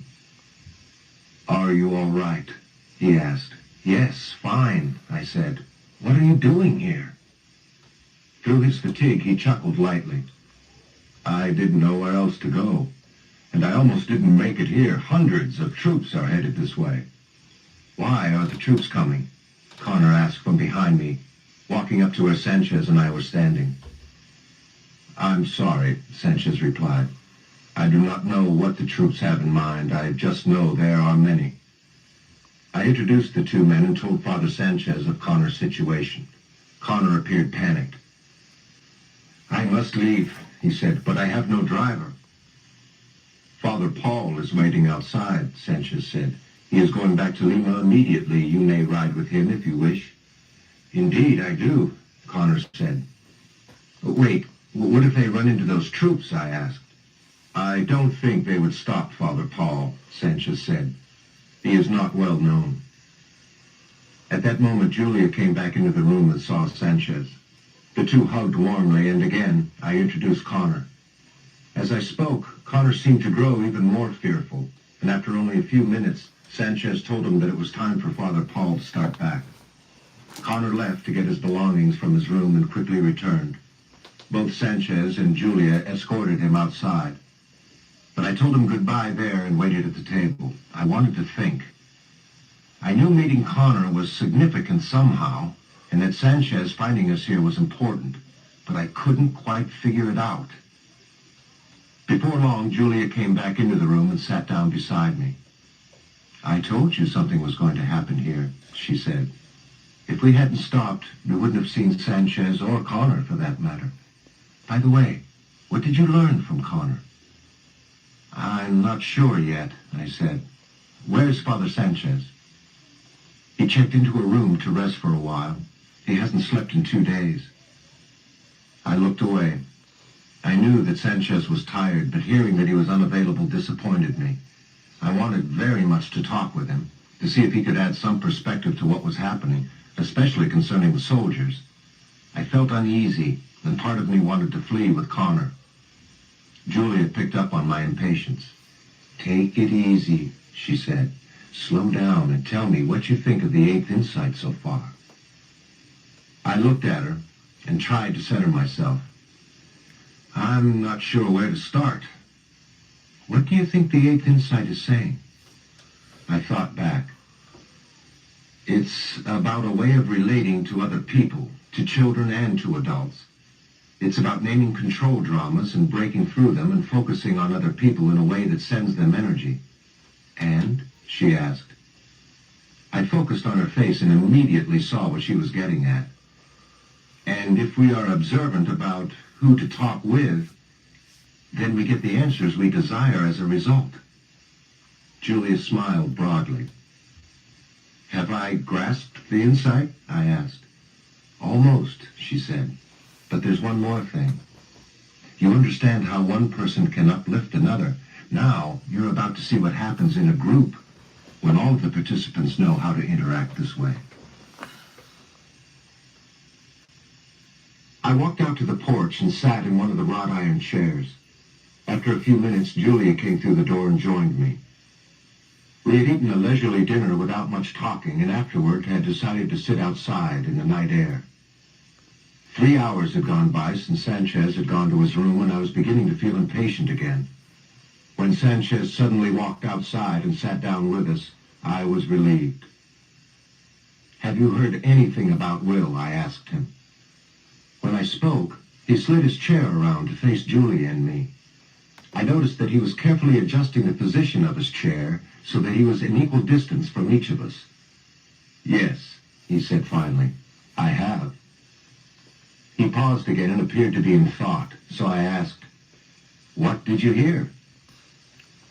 Let me tell you everything that happened, he said. When Father Carl and I left to go back to my mission, we expected to find Father Sebastian there along with the military. We expected an inquisition. When we arrived, we found that Father Sebastian and the soldiers had left abruptly several hours earlier after receiving a message. For a whole day, we didn't know what was going on. Then, yesterday, we were visited by a Father Costu, whom I understand you have met. He told us that he was directed to my mission by Will James. Apparently, Will remembered the name of my mission from his conversation earlier with Father Carl, and intuitively knew that we would need the information Father Costu was bringing. Father Costu has decided to support the manuscript. Why did Sebastian leave so suddenly, I asked. Because, Sanchez said, he wanted to speed up the implementation of his plans. The message he received told him that Father Costu was about to expose his intention to destroy the 9th Insight. Sebastian found it? Not yet, but he expects to. They found another document that indicated where the 9th is. Where is it supposed to be? Julia asked. At the Celestine ruins, Sanchez replied. Where's that? I inquired. Julia looked at me. About 60 miles from here. It's a dig the Peruvian scientists have excavated exclusively and with quite a lot of secrecy. It consists of several layers of ancient temples, first Mayan, then Inca. Apparently, both cultures believed there was something special about the location. I suddenly realized that Sanchez was concentrating on the conversation with unusual intensity. When I talked, he would focus totally on me, without breaking his gaze at all. When Julia spoke, Father Sanchez shifted his position to focus completely on her. He seemed to be acting very deliberately. I wondered what he was doing, and at that precise moment, there occurred a lull in the conversation. They both looked at me expectantly. What? I asked. Sanchez smiled. It's your time to speak. Are we taking turns? I asked. No, Julia said. We are having a conscious conversation. Each person speaks when the energy moves to him. We could tell it had moved to you. I didn't know what to say. Sanchez looked at me not warmly. in tune, boy. Part of the eighth insight is learning to interact consciously when in a group. But don't get self-conscious. Just understand the process. As the members of a group talk... But what's funny is, like, I don't ever be in no group setting. So I don't know how to, like, probably do that shit either. Because I'm usually just by myself. So probably need to work on that. Teamwork, I need to work on that as well. But I'm good right now. Only one will have the most powerful idea at any one point in time. If they are alert, the others in the group can feel who is about to speak, and then they can consciously focus their energy on this person, helping to bring out his idea with the greatest clarity. Then, as the conversation proceeds, someone else will have the most powerful idea, then someone else, and so forth. If you concentrate on what is being said, you can feel when it's your turn. The idea will come up into your mind. Sanchez shifted his eyes to Julia, who asked, "What idea were you having that you didn't express?" I tried to think. "I was wondering," I said finally, "why Father Sanchez was looking intensely at whomever was speaking. I guess I was wondering what it meant." "The key to this process," Sanchez said, "is to speak up when it is your moment and to project energy when it is someone else's time." "Many things can go wrong," Julia interjected. "Some people get inflated when in a group. They feel the power of an idea and express it. Then, because that burst of energy feels so good, they keep on talking long after the energy should have shifted to someone else. They try to monopolize the group. Others are pulled back, and even when they feel the power of an idea, they won't risk saying it. When this happens, the group fragments, and the members don't get the benefit of all the messages. The same thing happens when some members of the group are not accepted by some of the others. The rejected individuals are prevented from receiving the energy, and so the group misses the benefit of their ideas." Julia paused, and we both looked at Sanchez, who was taking a breath to speak. "How people are excluded is important," he said. "When we dislike someone or feel threatened by someone, the natural tendency is to focus on something we dislike about the person, something that irritates us. Unfortunately, when we do this, instead of seeing the deeper beauty of the person and giving them energy, we take energy away and actually do them harm. All they know is that they suddenly feel less beautiful and less confident, and it is because we sapped their energy." "That's why," Julia said, "this process is so important. Humans are aging each other at a tremendous rate out there with their violent competitions. But remember," Sanchez added, "in a truly functional group, the idea is to do the opposite of this. The idea is for every member's energy and vibration to increase because of the energy sent by all of the others. When this occurs, everyone's individual energy field merges with everyone else's and makes one pool of energy. It is as if the group is just one body, but one with many heads. Sometimes one head speaks for the body. Sometimes another talks. But in a group functioning this way, each individual knows when to speak and what to say because he truly sees life more clearly. This is the higher person the eighth insight talked about in connection with a romantic relationship between a man and a woman. But other groups can form one as well. Father Sanchez's words made me think of Father Costu suddenly, and of Pablo. Had this young Indian finally changed Father Costu's mind, leading him to now want to preserve the manuscript? Was Pablo able to do this because of the power of the eighth insight? Where is Father Costu now? I asked. Both individuals looked mildly surprised at my question, but Father Sanchez quickly replied. He and Father Carl decided to go to Lima to speak with our church leaders about what Cardinal Sebastian seems to have planned. I guess that's why he was so adamant about going to your mission with you. He knew there was something else he was supposed to do. Exactly, Sanchez said. A lull developed in the conversation, and we looked at one another, each of us waiting for the next idea. The question now, Father Sanchez finally said, is what are we supposed to do? Julia spoke first. I've had thoughts all along about being involved with the ninth insight somehow, of getting hold of it long enough to do something, but I can't quite see it clearly. Sanchez and I gazed at her intensely. I see this happening at a particular place, she continued. Wait a minute. The place I've been thinking about is at the ruins, at the Celestine ruins. There's a particular spot there between the temples I'd almost forgotten. She looked back at us. That's where I need to go. I need to go to the Celestine ruins. As Julia finished, both she and Sanchez shifted their gaze to me. I don't know, I said. I've been interested in why Sebastian and his people are so against the manuscript. I found it's because they fear the idea of our inner evolution. But now I don't know where to go. Those soldiers are coming. It appears that Sebastian is going to find the ninth insight first.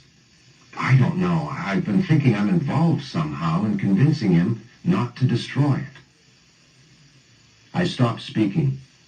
My thoughts went to Dobson again, and then abruptly to the ninth insight. I suddenly realized that the ninth insight was going to reveal where we humans were going with this evolution. I had wondered how humans would be acting toward each other as a result of the manuscript, and that question had been answered with the eighth insight. And now, the logical next question was, where is it all going to lead? How will human society change? That had to be what the ninth was about. I knew somehow that this knowledge could also be used to ease Sebastian's fears about conscious evolution, if he would listen. I still think Cardinal Sebastian can be convinced to support the manuscript, I said with conviction. You see yourself convincing him? Sanchez asked me. No, not really. I'm with someone else who can reach him, someone who knows him and can speak at his level.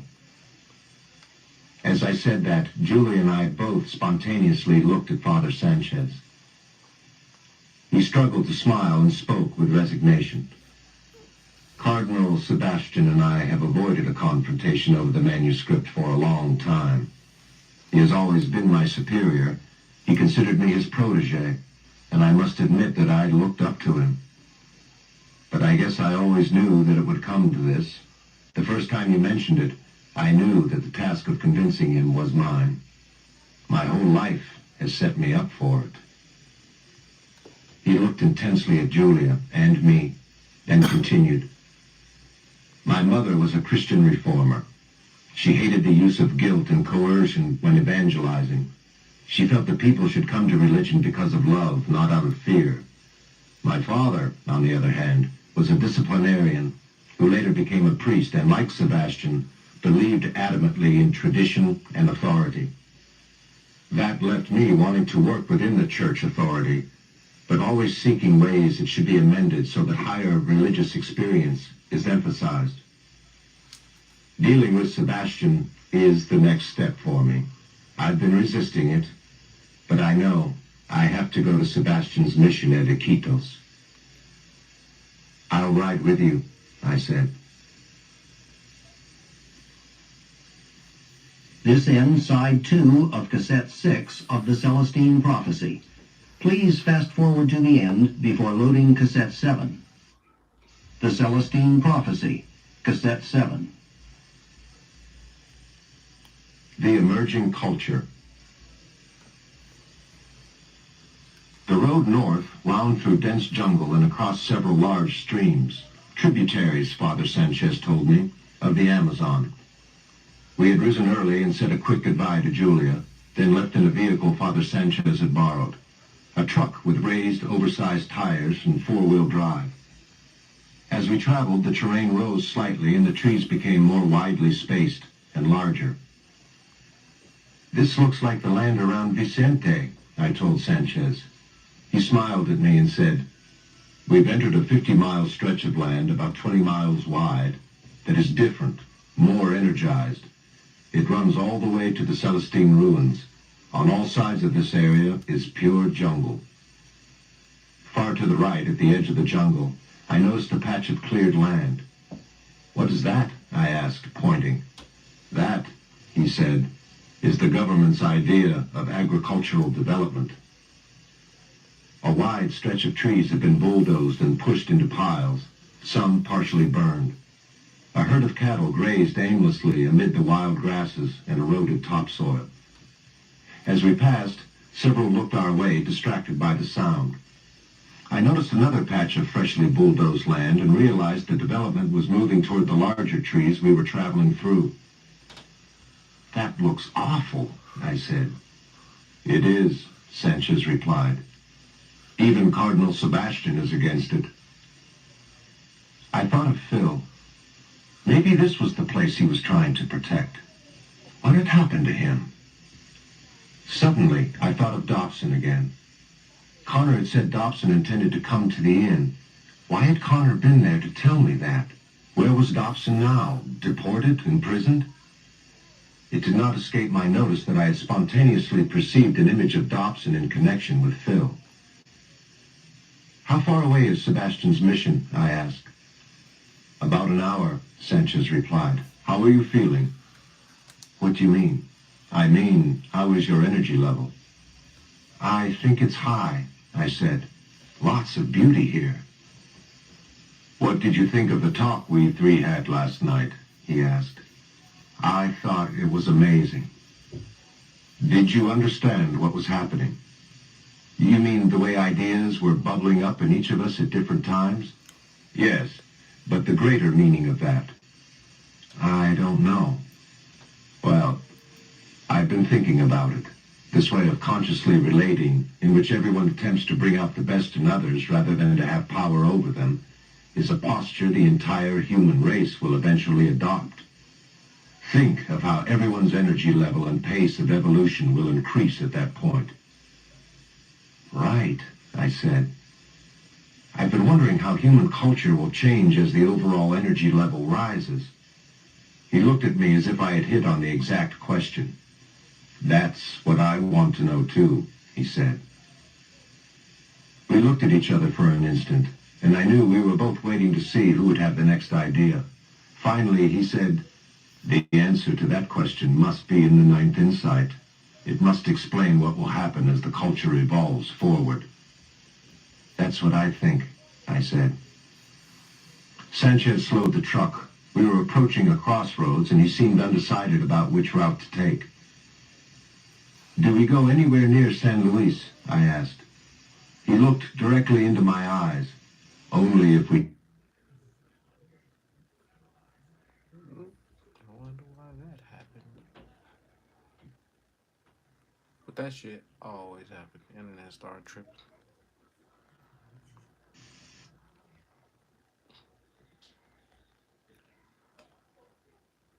He shrugged.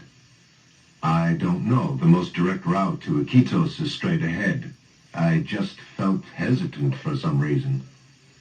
A chill shot through my body. Sanchez raised one eyebrow and grinned. I guess we had better go through San Luis, huh? I nodded and felt a rush of energy. I knew that stopping at the inn and making contact with Connor was taking on more meaning. As Sanchez turned left and proceeded toward San Luis, I watched the roadside expectantly. 30 or 40 minutes passed, and nothing happened. We rode through San Luis, and still nothing of note occurred. Then, suddenly, a horn blew, and we turned to see a silvered Jeep roaring up behind us. The driver was frantically waving. He looked familiar. "That's Phil," I said. We pulled to the side of the road, and Phil jumped out and ran to my side of the truck, grabbing my hand and nodding at Sanchez. "I don't know what you're doing here," he said, "but the road ahead is full of soldiers. You'd better come back and wait with us." "How did you know we were coming?" I asked. "I didn't," he said. "I just looked up and saw you pass by. We're about a half-mile back." He looked around for a second, then added, "We'd better get off this road." "We'll follow you," Father Sanchez said. We followed as Phil turned his Jeep around and headed back the way we'd come. He turned east onto another road and quickly parked. From behind a group of trees, another man walked out to greet the vehicle. I couldn't believe my sight. It was Dobson. I climbed out of the truck and walked toward him. He was equally surprised and hugged me warmly. "It's great to see you," he said. "Same here," I replied. "I thought you were shot." Dobson patted my back and said, "No, I guess I panicked. They simply detained me. Later, some officials sympathetic to the manuscript let me go. I've been running ever since." He paused, smiling at me. "I'm glad you're all right. When Phil told me he had met you at Vicente and then was arrested with you later, I didn't know what to think. But I should have known we would have run into each other again. Where are you headed?" "To see Cardinal Sebastian. We think he intends to destroy the last insight." Dobson nodded and was about to say something, but Father Sanchez walked up. I quickly introduced them. "I think I heard your name mentioned in Lima," Dobson said to Sanchez, "in connection with a couple of priests that were being almost done detained." with this book. "Father Carl and Father Costu?" I asked. "I think those were the names, yes." Sanchez only shook his head slightly. I watched him for a moment. Then Dobson and I spent several minutes describing our experiences since being separated. He told me he had studied all 8 insights and seemed anxious to say something else, but I interrupted to tell him that we had met Connor and that he had returned to Lima. "He'll probably be detained himself," Dobson said. "I regret I couldn't get to the inn in time, but I wanted to come to San Luis first to see another scientist. As it turned out, I couldn't find him. But I did run into Phil and..." "What is it?" Sanchez asked. "Maybe we ought to sit down," Dobson said. "You won't believe this. Phil found a copy of part of the 9th Insight." No one moved. "He found a translated copy?" Father Sanchez asked. "Yes." Phil had been doing something inside his vehicle and was now walking toward us. "You found part of the 9th?" I asked him. "I didn't find it, really," he said. "It was given to me. After you and I were captured, I was taken to another town, I don't know where. After a while, Cardinal Sebastian showed up. He kept probing me about the work at Vicente and my efforts to save the forests. I didn't know why until a guard brought me a partial copy of the 9th Insight. The guard had stolen it from some of Sebastian's people who had apparently just translated it. It talks about the energy of old forests." "What did it say?" I asked Phil. He paused, thinking. So Dobson asked again that we sit down. He led us to a spot where a tarpaulin was laid out in the center of a partial clearing. The place was beautiful. A dozen large trees formed a circle about 30 feet in diameter. Within the circle were highly fragrant tropical plants and long-stemmed ferns of the brightest green I had ever seen. We sat facing each other. Phil looked at Dobson, then Dobson looked at Sanchez and me and said, "The 9th Insight explains how human culture will change in the next millennium as a result of conscious evolution. It describes a significantly different way of life. For instance, the manuscript predicts that we humans will voluntarily decrease our population so that we all may live in the most powerful and beautiful places on the earth. But remarkably, many more of these areas will exist in the future because we will intentionally let the forests go uncut so that they can mature and build energy. According to the ninth insight, by the middle of the next millennium, he continued, humans will typically live among 500-year-old trees and carefully tended gardens, yet within easy travel distance of an urban area of incredible technological wizardry. By then, the means of survival, foodstuffs and clothing and transportation, will all be totally automated and at everyone's disposal. Our needs will be completely met without the exchange of any currency, yet also without any overindulgence or laziness. Guided by their intuitions, everyone will know precisely what to do and when to do it, and this will fit harmoniously with the actions of others. No one will consume excessively, because we will have let go of the need to possess and to control for security. In the next millennium, life will have become about something else. According to the manuscript, he went on, our sense of purpose will be satisfied by the thrill of our own evolution, by the elation of receiving intuitions and then watching closely as our destinies unfold. The ninth depicts a human world where everyone has slowed down and become more alert, ever vigilant for the next meaningful encounter that comes along. We will know that it could occur anywhere, on a path that winds through a forest, for instance, or on a bridge that traverses some canyon.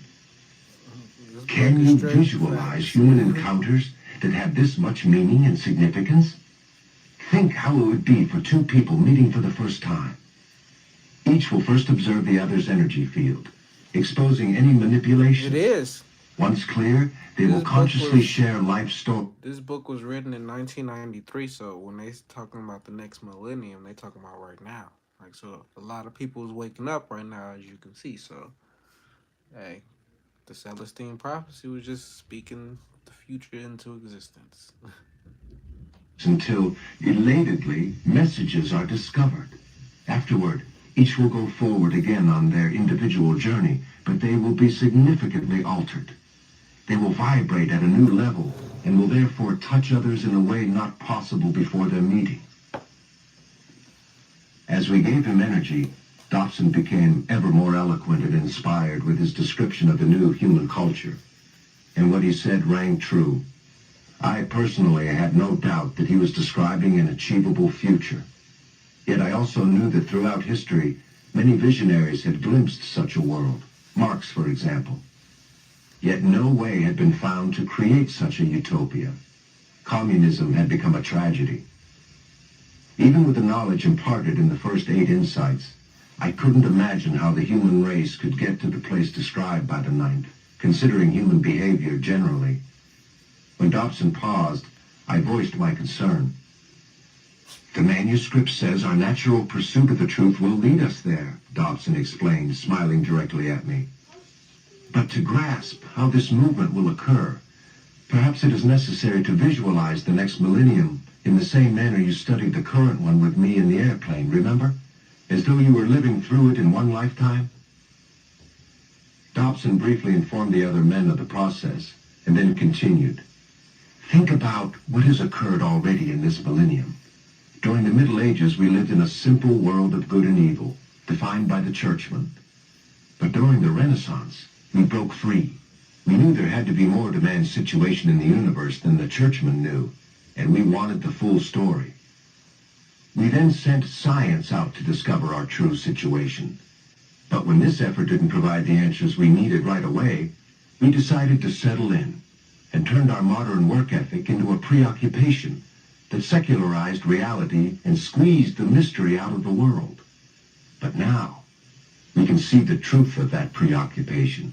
We can see that the real reason we spent 5 centuries creating material supports for human life was to set the stage for something else, a way of life that returns the mystery to existence. That is what the information now returning from the scientific method indicates.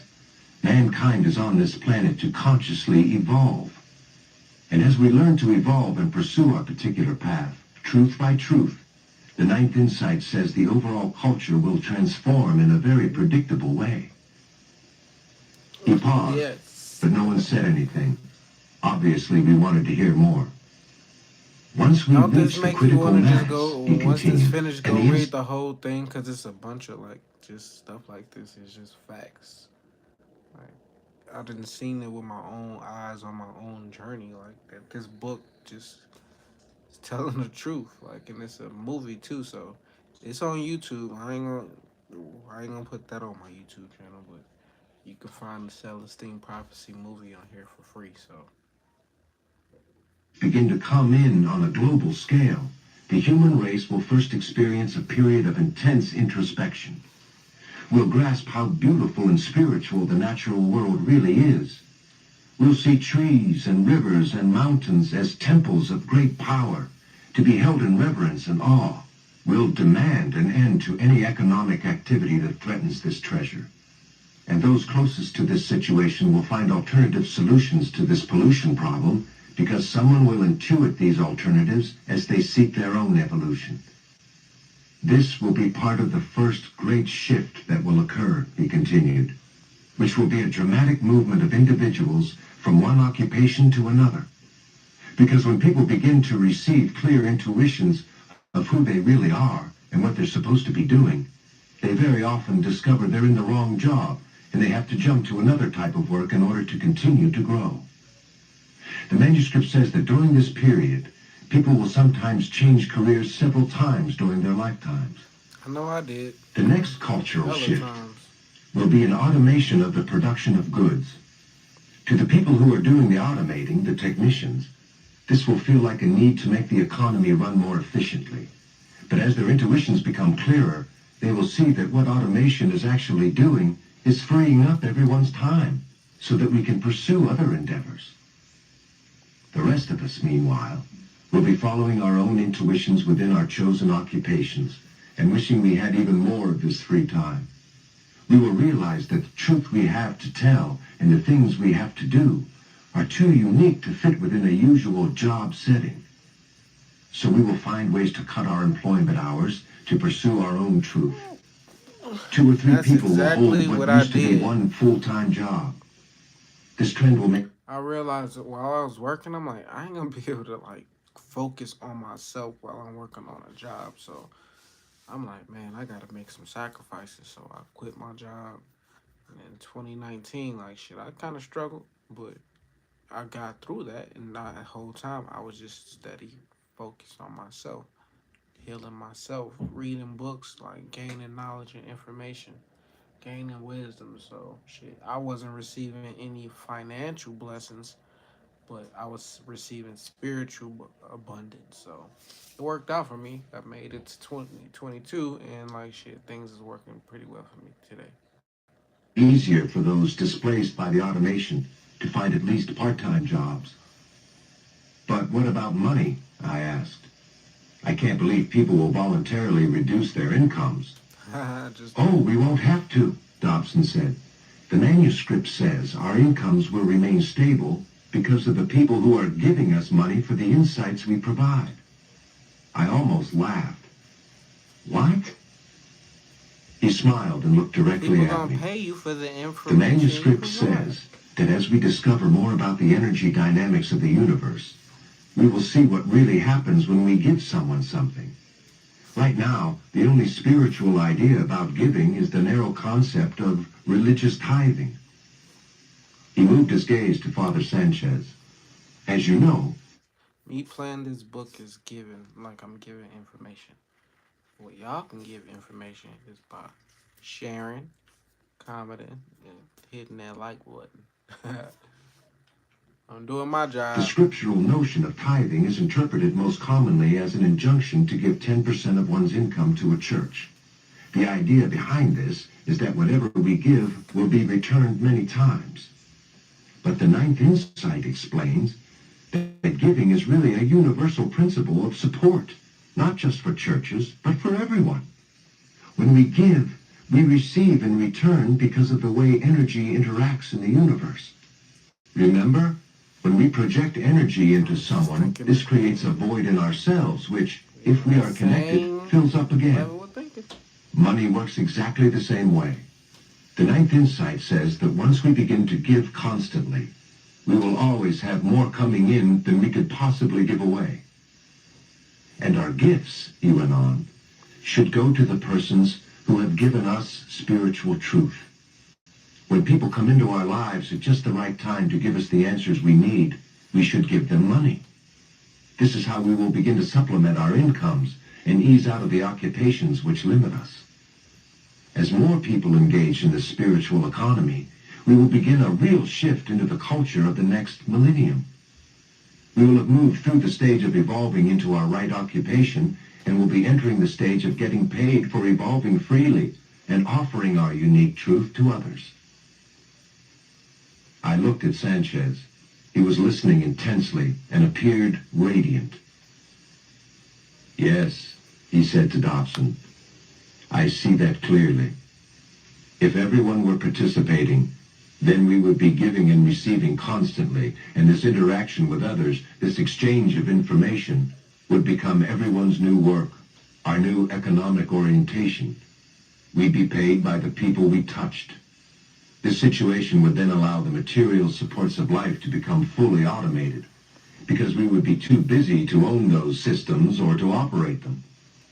We would want material production automated and run like a utility. Hey, We'd own stock in it, if I was a perhaps. pastor in church right now, I'd be replaying this every single day.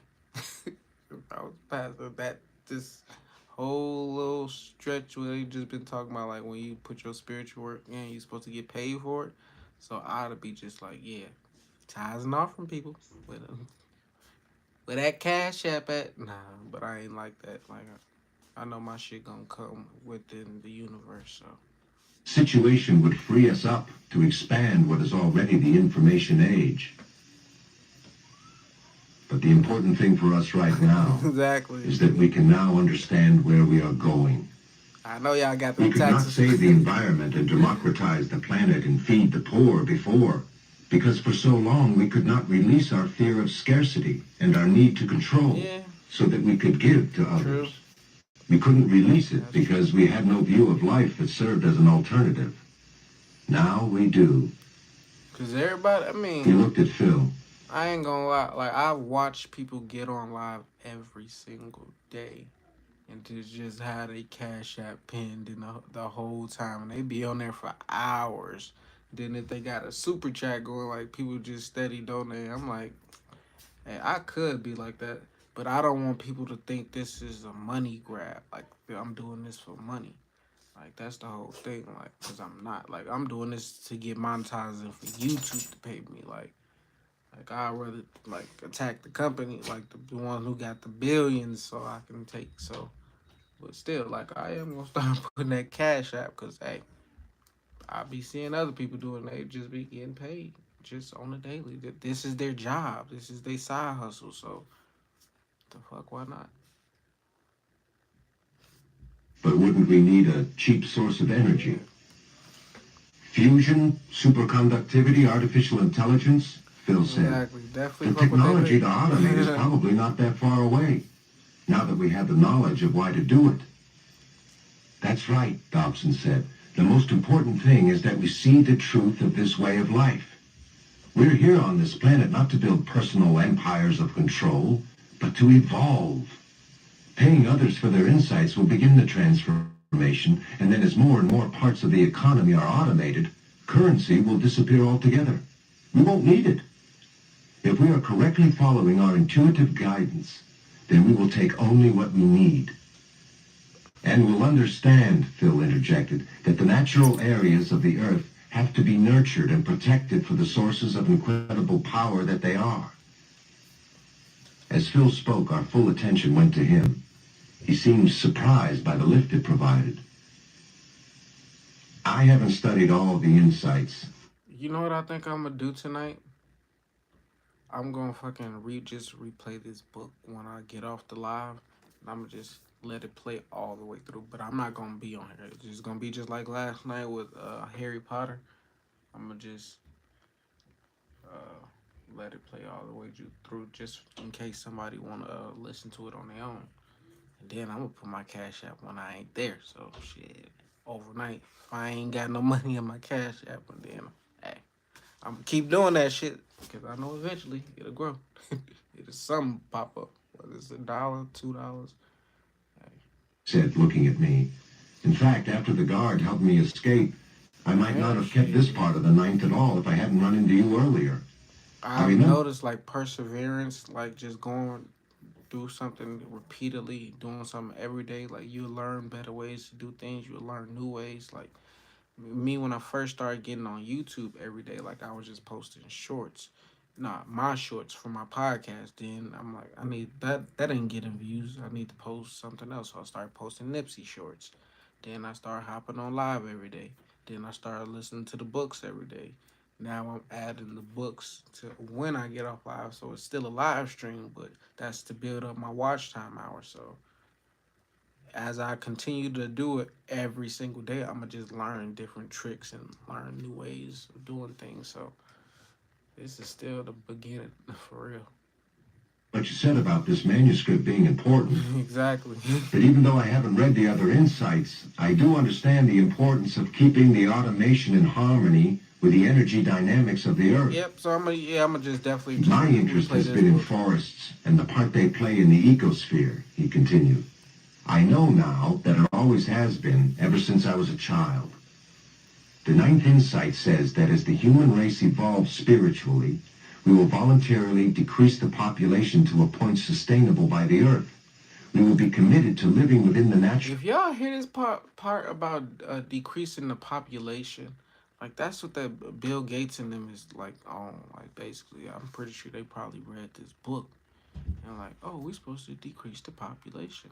But I don't believe that. Like, I don't believe you have to decrease the population in whatever way that Bill Gates and them is. They talking about eliminating motherfuckers through killing, whatever way, medicine, whatever way they could take you out.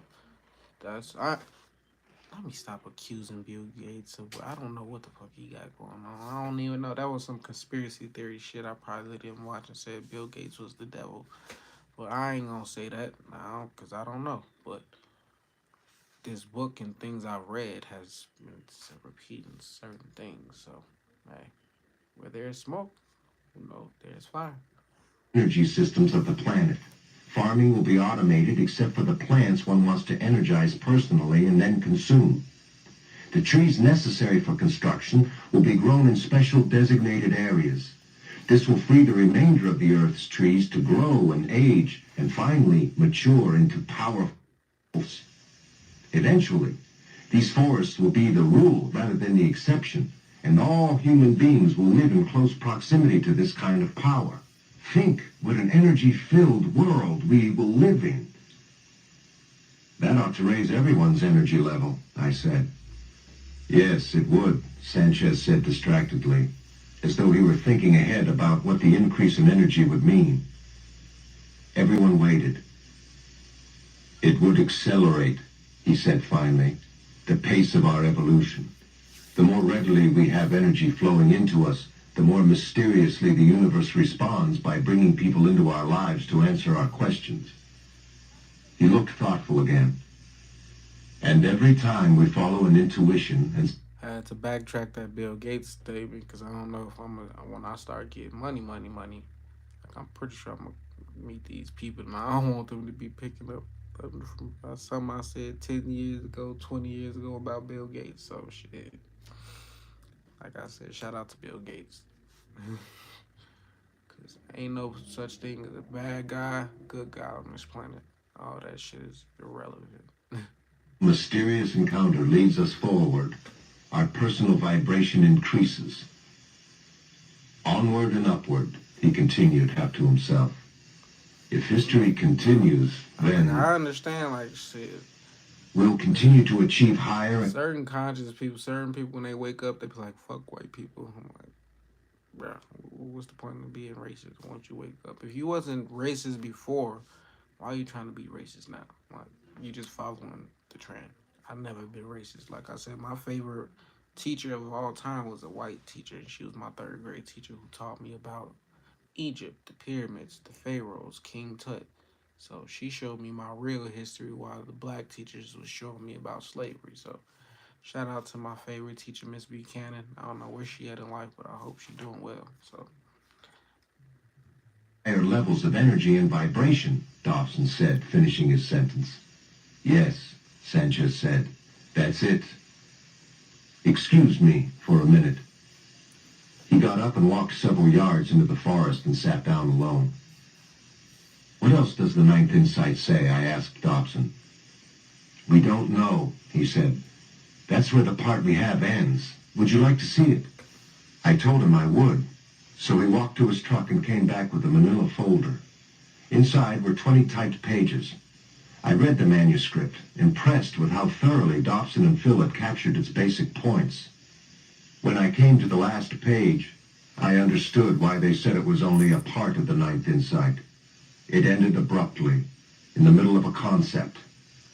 Having just introduced the idea that the transformation of the planet would create a totally spiritual culture and would raise human beings to higher and higher vibrations, it suggested that the rise would lead to the occurrence of some...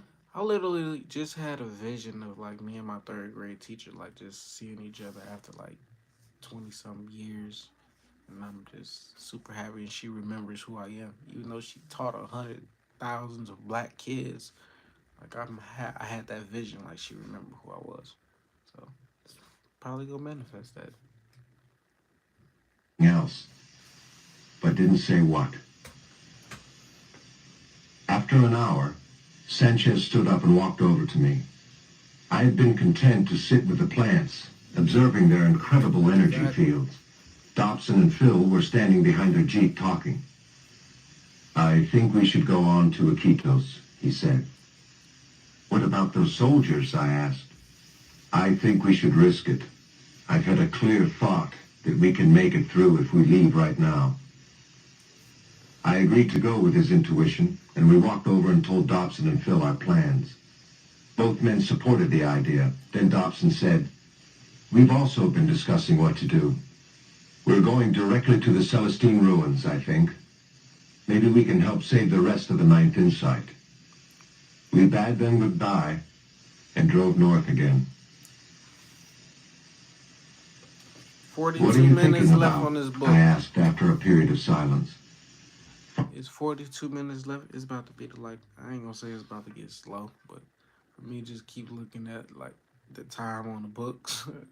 Like that's just about to go super slow. So I'm about to roll up, and hopefully that speeds this up. Or I just need to stop looking at the time because that's what it is. I just keep looking at the numbers.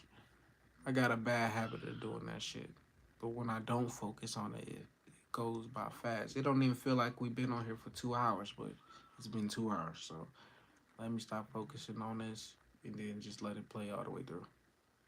Sanchez slowed the truck and looked at me. I'm thinking about Cardinal Sebastian, about what you have said, that he would stop fighting the manuscript if only he could be made to understand. As Father Sanchez made this statement, my mind wandered into a daydream of actually confronting Sebastian. He was standing in a courtly room looking down at us. At that moment, he had the power to destroy the Ninth Insight, and we were fighting to make him understand before it was too late. When I finished the thought, I noticed Sanchez was smiling at me. What were you seeing? He asked. I was just thinking of Sebastian. What was happening? The image of confronting Sebastian was clearer. He was about to destroy the last insight. We were trying to talk him out of it. Sanchez took a deep breath.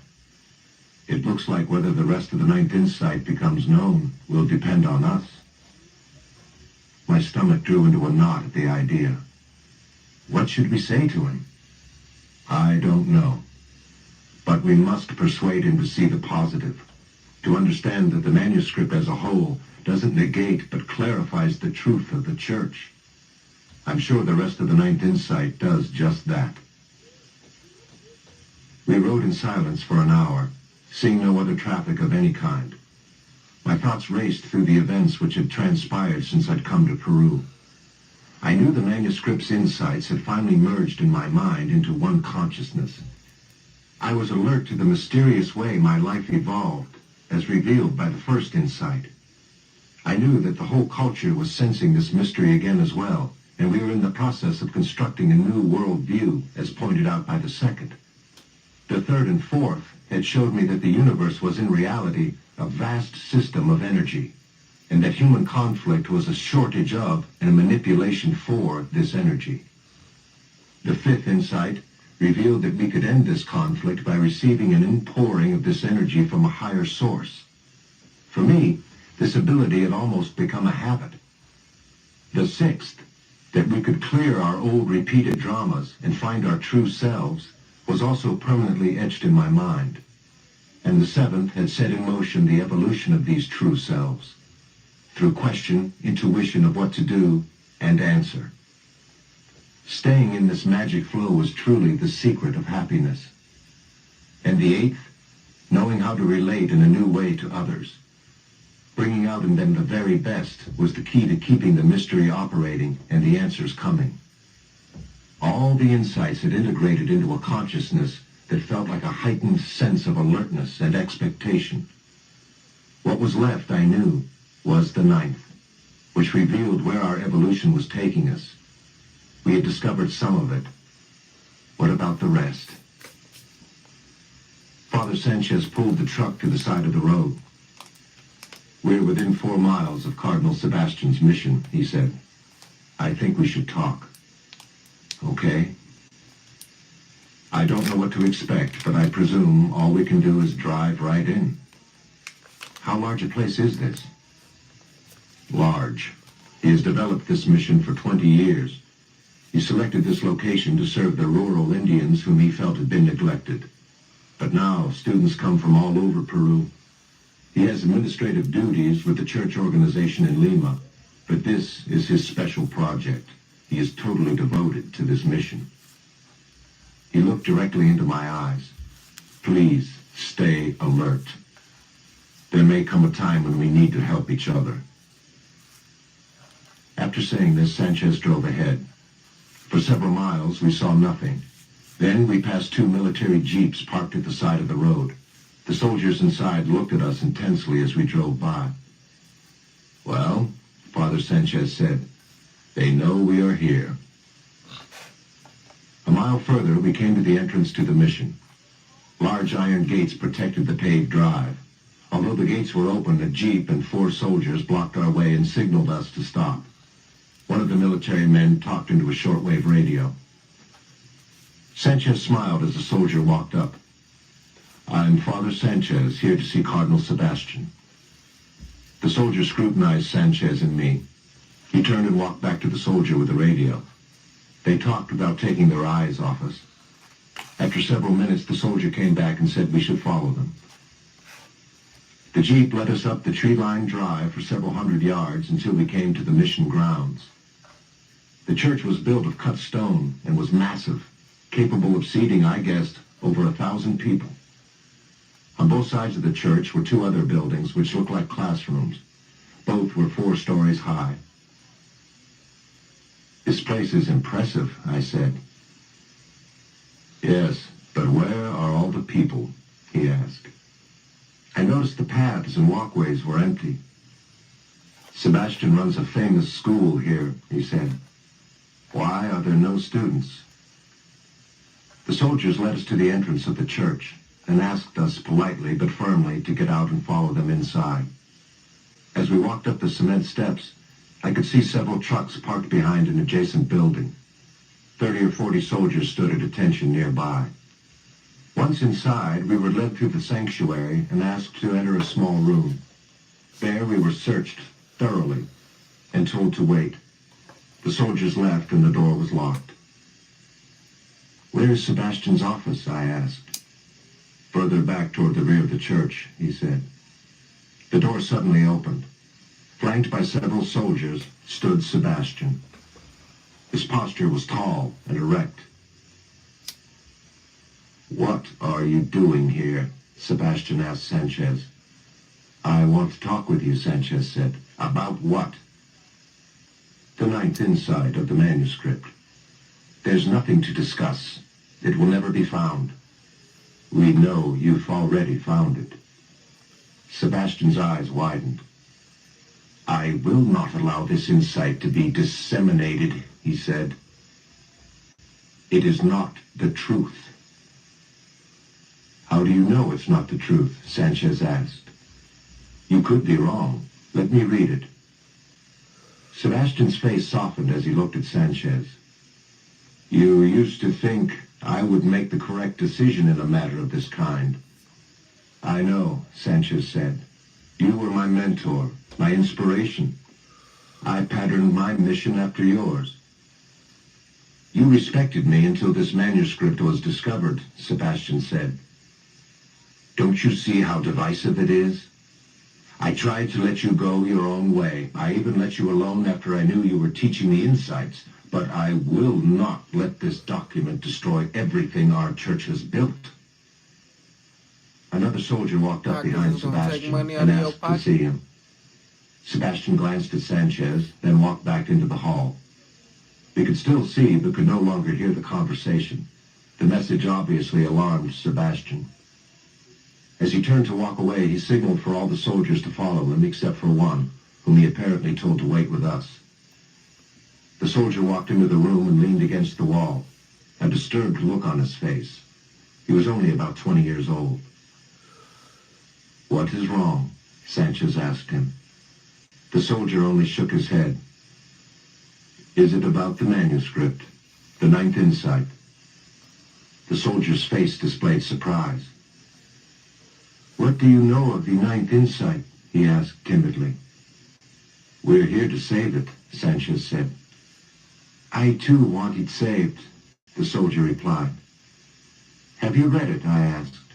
No, he said. But I have heard thee talk. It brings our religion alive. Suddenly, from outside the church came the sound of gunfire. What's going on? Sanchez asked. The soldier stood motionless. Sanchez gently touched his arm. Help us. The young soldier walked to the door and checked the hall, then said, Someone has broken into the church and stolen a copy of the ninth insight. They seem to still be here on the ground somewhere. More gunfire broke out. We must try to help them, Sanchez told the young man. He looked horrified. We must do what's right, Sanchez stressed. This is for the whole world. The soldier nodded and said we should move to another area of the church where there would be less activity, that perhaps he could find a way to help. He led us down the hall and up 2 flights of stairs to a large corridor which spanned the full width of the church. Sebastian's office is right below us, 2 stories down, the young man said. Suddenly, we could hear a group of people running down an adjacent corridor, heading our way. Sanchez and the soldier were ahead of me and ducked into a room to the right. I knew I couldn't reach that room, so I ran into the one next to it and closed the door. This ends side 1 of cassette 7. Please turn the cassette over and start side 2 at the same point. I was in a classroom. Desks, podium, closet.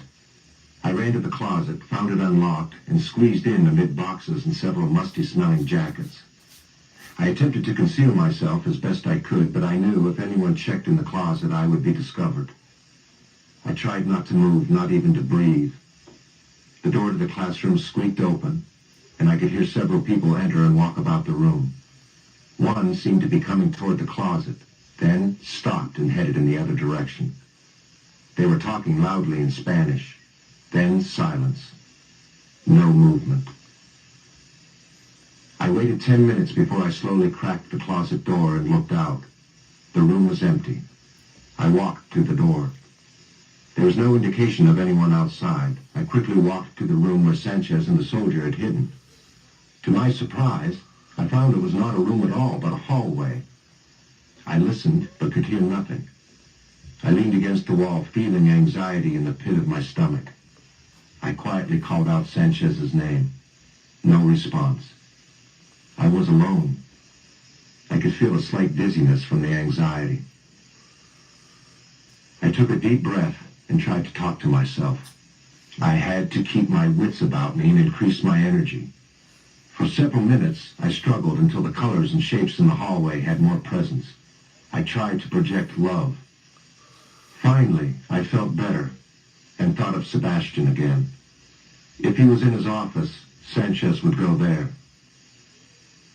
Ahead, the hallway ended at another stairway, so I walked 2 flights down to the first level.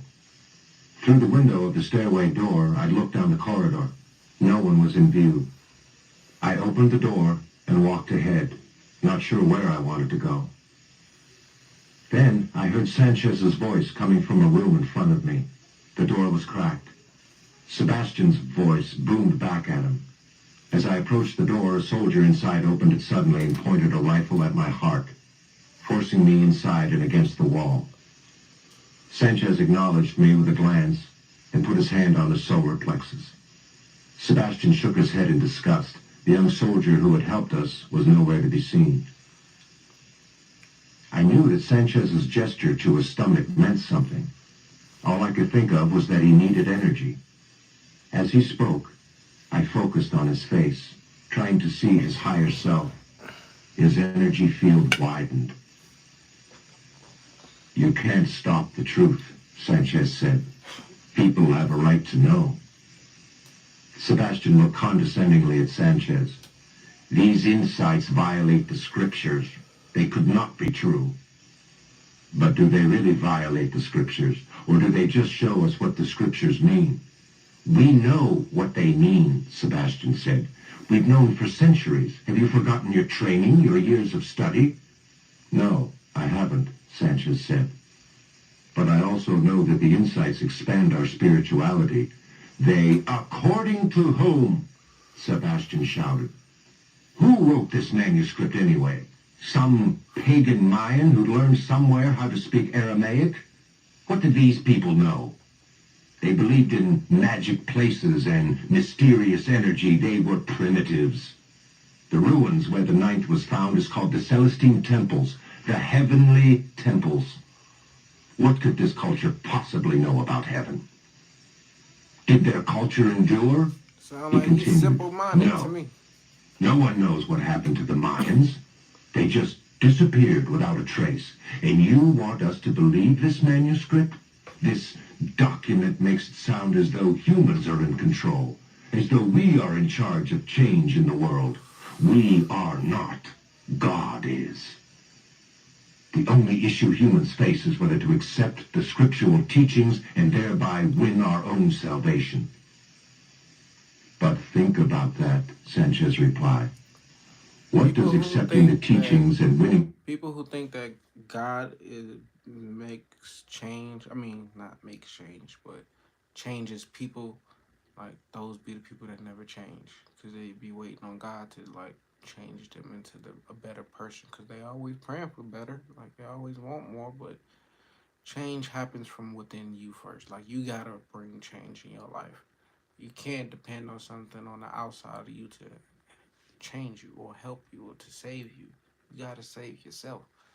Like, so I had to learn that for myself. Salvation really mean? What is the process through which this happens? Doesn't the manuscript show us the exact process of becoming more spiritual, connected, saved, the way it actually feels? And doesn't the 8th and 9th show us what would happen if everyone were acting this way? Sebastian shook his head and walked away, then turned and looked at Sanchez piercingly. "You haven't even seen the 9th insight." "Yes, I have. Part of it." "How?" "Part of it was described to me before we arrived here. I read another section a few minutes ago." "What? How?" Salty. Sanchez walked closer to the older priest. "Cardinal Sebastian, people everywhere want this last insight revealed. It places the other insights into perspective. It shows us our destiny, what spiritual consciousness really is. We know what spirituality is, Father Sanchez. Do we? I think not." We've spent centuries talking about it, visualizing it, professing our belief in it, but we've always characterized this connection as something abstract, something we believe in intellectually. And we've always cast this connection as something an individual must do to avoid something bad happening, rather than to acquire something good and tremendous. The manuscript describes the inspiration that comes when we are truly loving others and evolving our lives forward. Evolve? Evolve? Listen to yourself, Father. You have always fought against the influence of evolution. What has happened to you? Sanchez collected himself. Yes, I fought against the idea of evolution as a replacement for God, as a way to explain the universe without reference to God. But now I see that the truth is a synthesis of the scientific and religious worldviews. The truth is that evolution is the way God created, and is still creating. But there is no evolution, Sebastian protested. God created this world, and that's it. Sanchez glanced at me, but I had no ideas to express. Cardinal Sebastian, he continued, the manuscript describes the progress of succeeding generations as an evolution of understanding, an evolution toward a higher spirituality and vibration. Each generation incorporates more energy and accumulates more truth, and then passes that status on to the people of the next generation, who extend it further. That's nonsense, Sebastian said. There is only one way to become more spiritual, and that's by following the examples in the scriptures. Exactly, Sanchez said. But again, what are the examples? Isn't the story of the scriptures a story of people learning to receive God's energy and will within? Isn't that what the early prophets led the people to do in the Old Testament? And isn't that receptivity to God's energy within what culminated in the life of a carpenter's son? To the extent that we say God himself descended to earth? Isn't the story of the New Testament, he continued, the story of a group of people being filled with some kind of energy that transformed them? Didn't Jesus himself say that what he did, we could do also, and more? We've never really taken that idea seriously. Not until now. We're only now grasping what Jesus was talking about, where he was leading us. The manuscript clarifies what he meant, how to do it. Sebastian looked away, his face red with anger. During the pause in the conversation, a high-ranking officer burst into the room and told Sebastian that the intruders had been seen. Look, the officer said, pointing out the window. There they are. 300 or 400 yards away, we could see two figures running through an open field headed toward the forest. A number of soldiers at the edge of the clearing seemed ready to open fire. The officer turned from the window and looked at Sebastian, his radio raised. If they get to the wooded area, he said, they will be hard to find. Do I have your permission to open fire? As I watched the two running, I suddenly recognized who they were.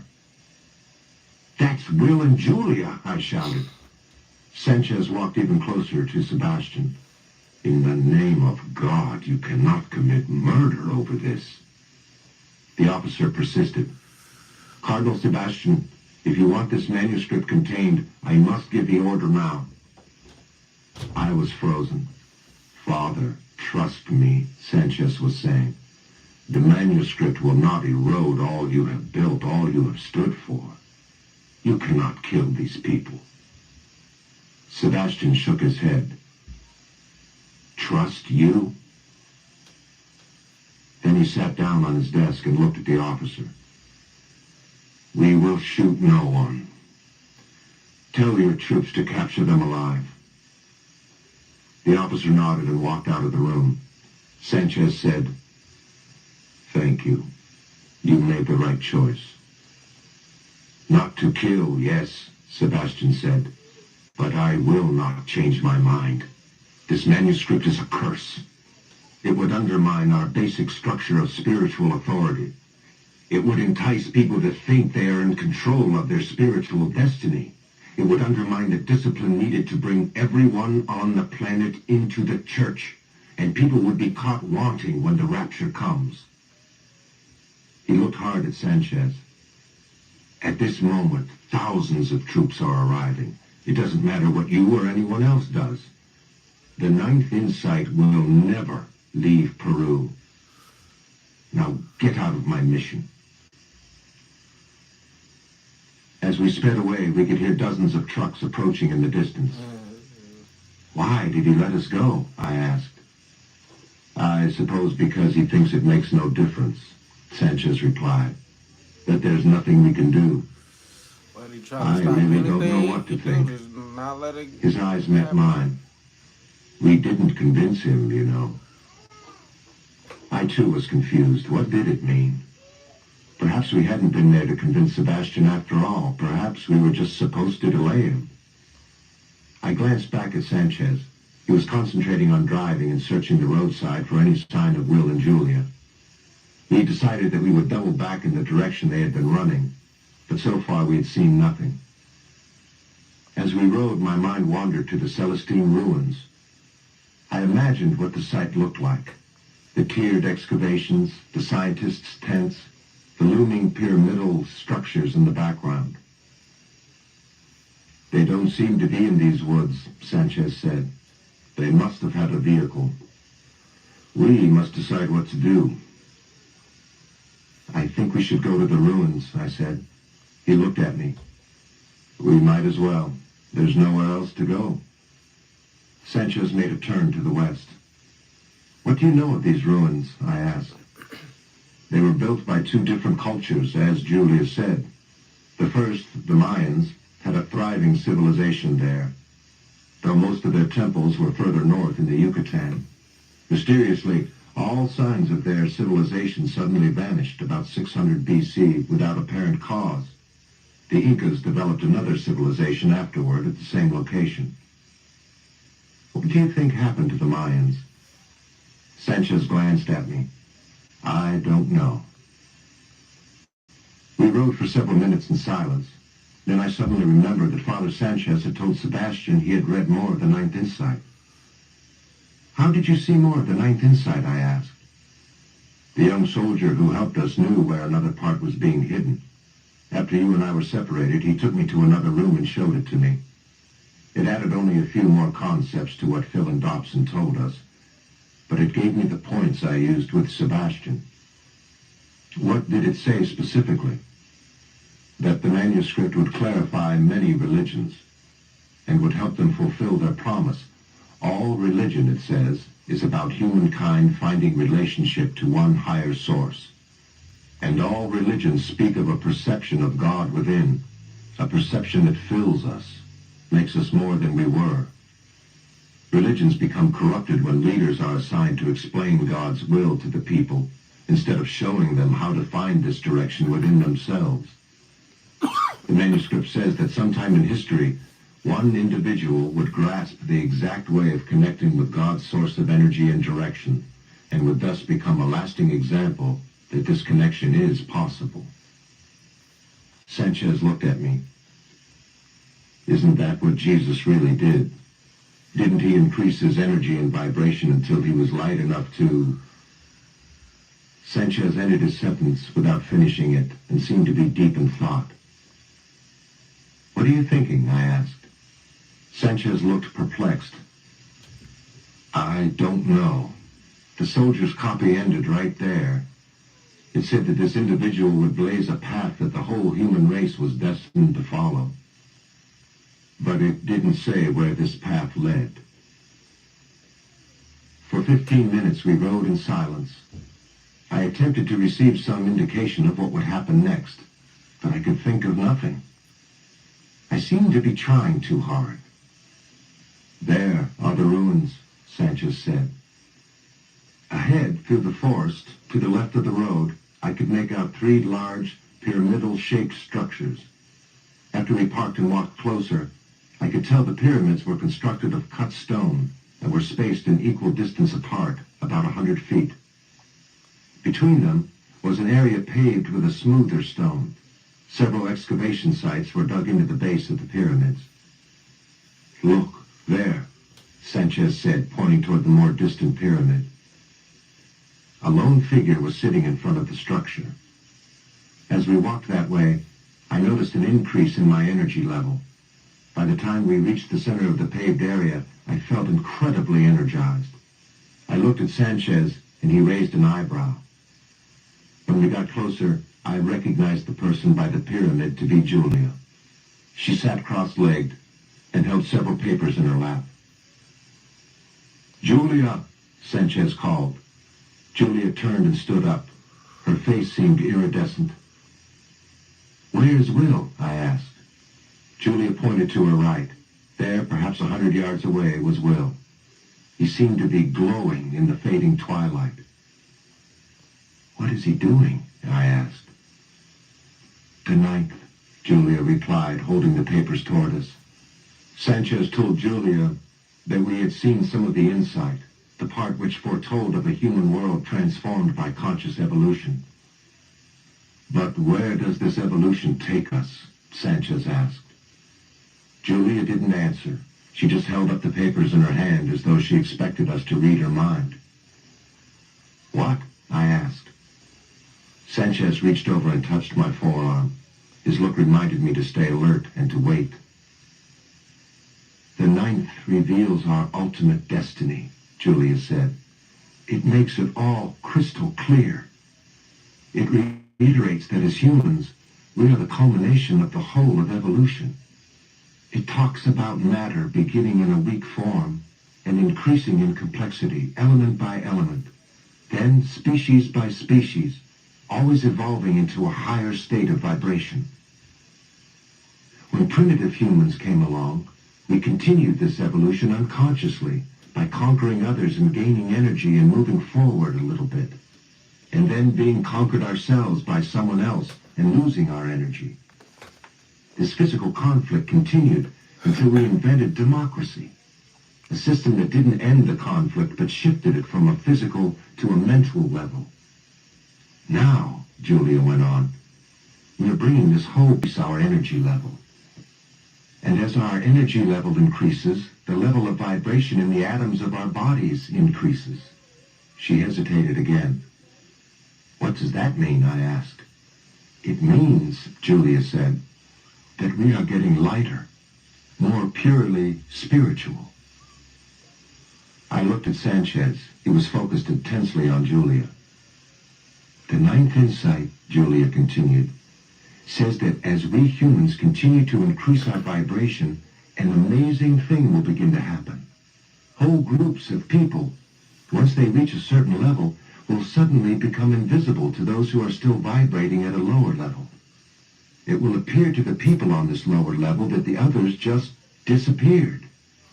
But the group themselves will feel as though they are still right here. Only they will feel lighter."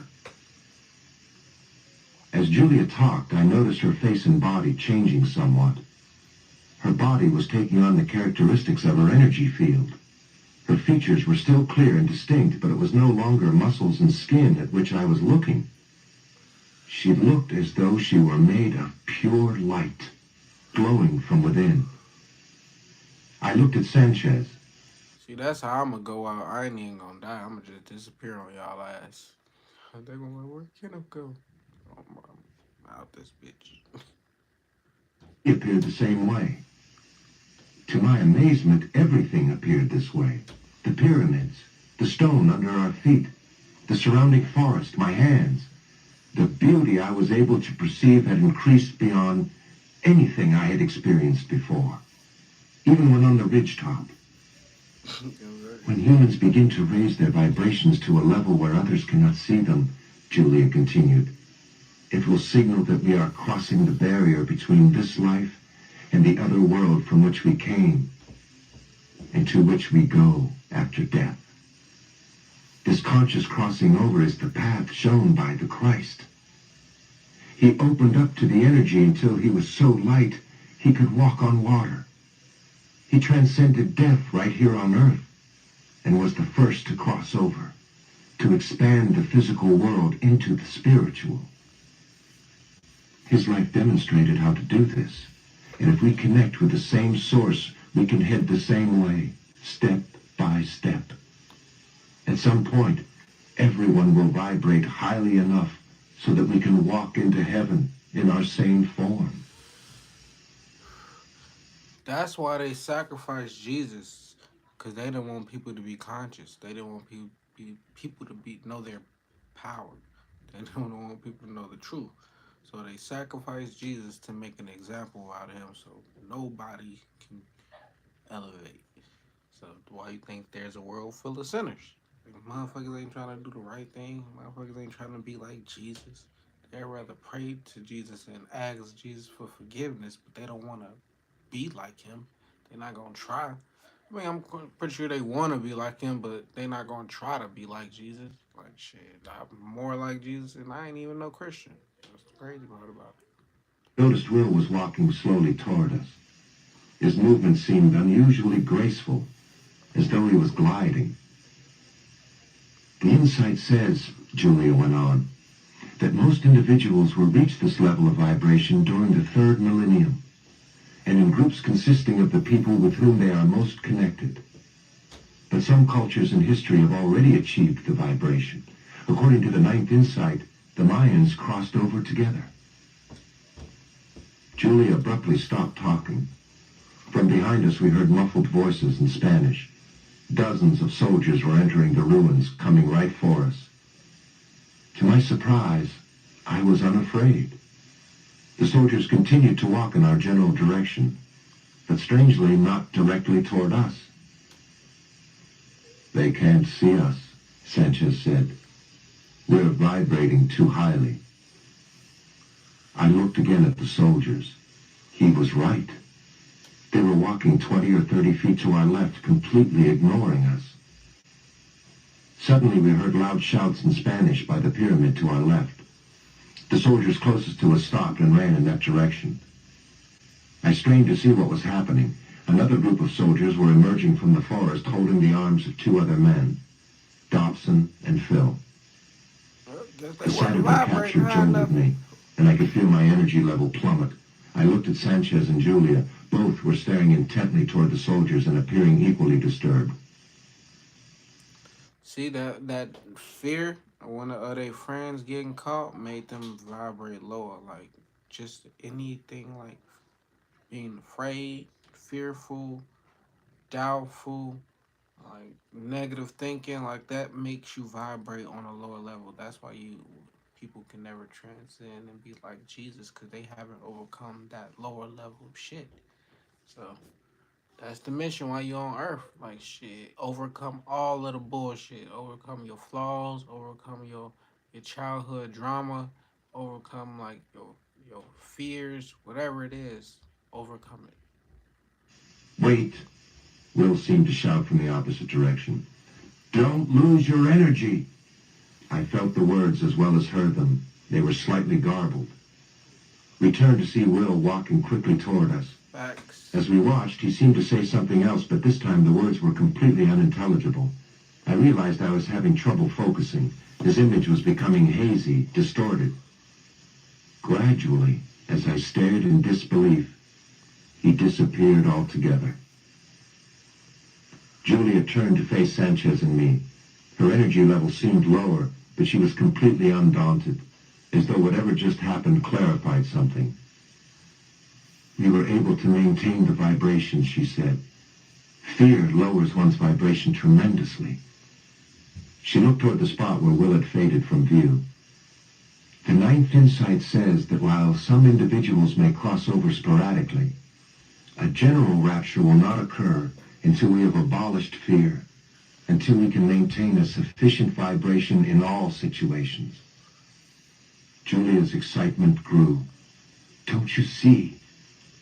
We can't do it yet, but the role of the ninth insight is to help create that confidence. The ninth insight is the insight of knowing where we are headed.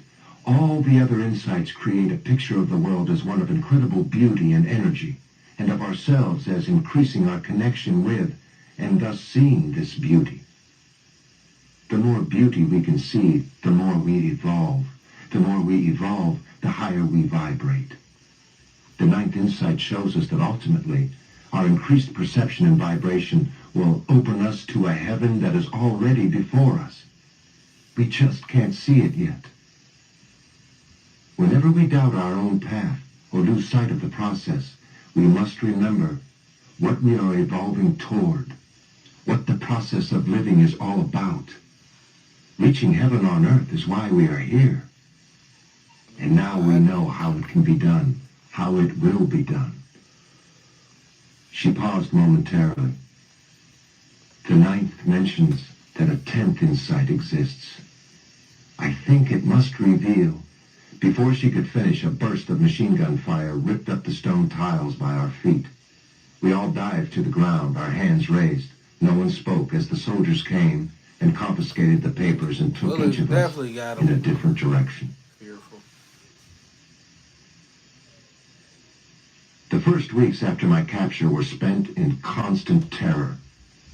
My energy level fell dramatically as one military officer after another questioned me threateningly about the manuscript. I played the dumb tourist and claimed ignorance. After all, it was true that I had no idea who among the other priests had copies, or how widespread public acceptance of the document had become. Gradually, my tactic worked.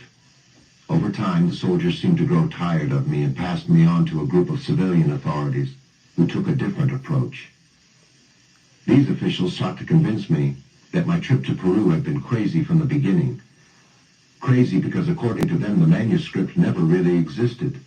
They argued that the insights had, in fact, been invented by a small group of priests with the intent to foster rebellion. I had been duped, these officials told me, and I let them talk. Yeah, I would have told you, yeah, y'all After a while, the conversations became almost cordial. Everyone began to treat me as a guiltless victim of this plot, as a gullible Yankee who had read too many adventure tales and found himself lost in a foreign country. And because my energy was so low, I possibly would have become vulnerable to this brainwashing had something else not occurred. I was suddenly transferred from the military base where I was being held to a government compound near the airport in Lima, a compound in which Father Carl was also being detained. The coincidence brought back some of my lost confidence. I was walking in the open courtyard when I first saw him sitting on a bench reading. I strolled over, restraining my exuberance and hoping I wouldn't attract attention from the officials inside the building. When I sat down, he looked up at me and grinned. "I've been expecting you," he said. "You have." He put down his book, and I could see the delight in his eyes. "After Father Costu and I came to Lima," he explained, "we were immediately detained and separated, and I've been here in custody ever since. I couldn't understand why. Nothing seemed to be happening.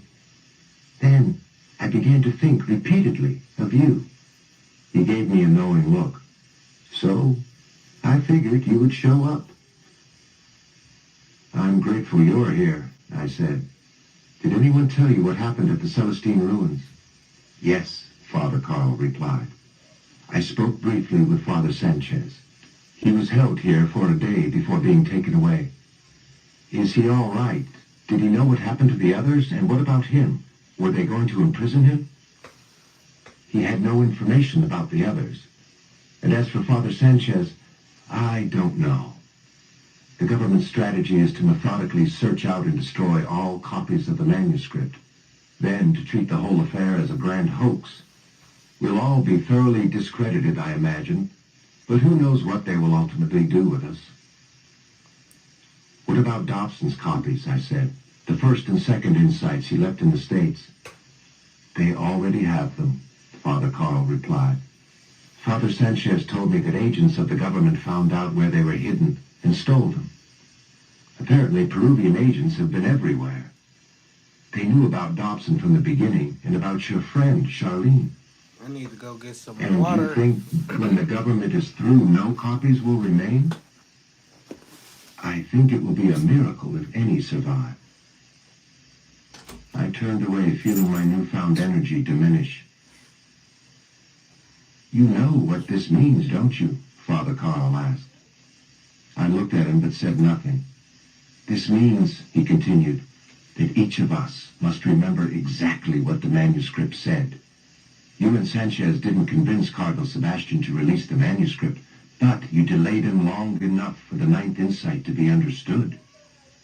Now it has to be communicated. You have to be involved in communicating it. His statement made me feel pressured, and my aloof drama activated inside me. I leaned against the back of the bench and looked away, which made Father Carl laugh. Then, at just that moment, we both realized several embassy officials were watching us from an office window. Listen, Father Carl said quickly. From now on, the insights will have to be shared between people. Each person, once they hear the message and realize that the insights are real, must pass on the message to everyone who is ready for it. Connecting with energy is something humans have to be open to and talking about and expecting. Otherwise, the whole human race can go back to pretending that life is about having power over others and exploiting the planet. If we go back to doing this, then we won't survive. Each of us must do what we can to get this message out. I noticed that the See two what I'm officials doing were to out get of this the message building out? walking toward us. One more thing, Father Carl said, speaking lowly. What? I asked. Father Sanchez told me Julia had spoken of a 10th insight. It hasn't yet been found, and no one knows where it might be. The officials were almost on us. I've been thinking, Father Carl continued, that they're going to release you. You may be the only one that can look for it. The men suddenly interrupted our conversation and escorted me toward the building. Father Carl smiled and waved and said something else, but I could only half pay attention. As soon as Father Carl had mentioned a 10th insight, I had been consumed by a thought of Charlene. Why was I thinking of her? How was she connected to a 10th insight? The two men insisted that I pack the few things I had left and follow them to the front of the embassy and into a state vehicle. From there, I was taken directly to the airport and up to a boarding concourse, where one of them smiled faintly and looked at me from behind thick glasses. His smile faded as he handed me a passport and a ticket for a flight to the United States, then told me in a heavy Peruvian accent to never, never return.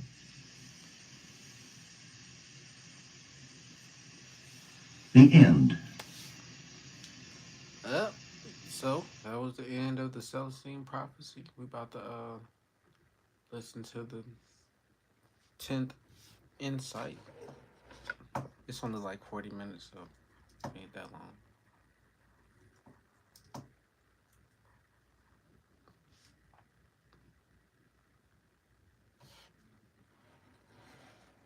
That was a pretty good book.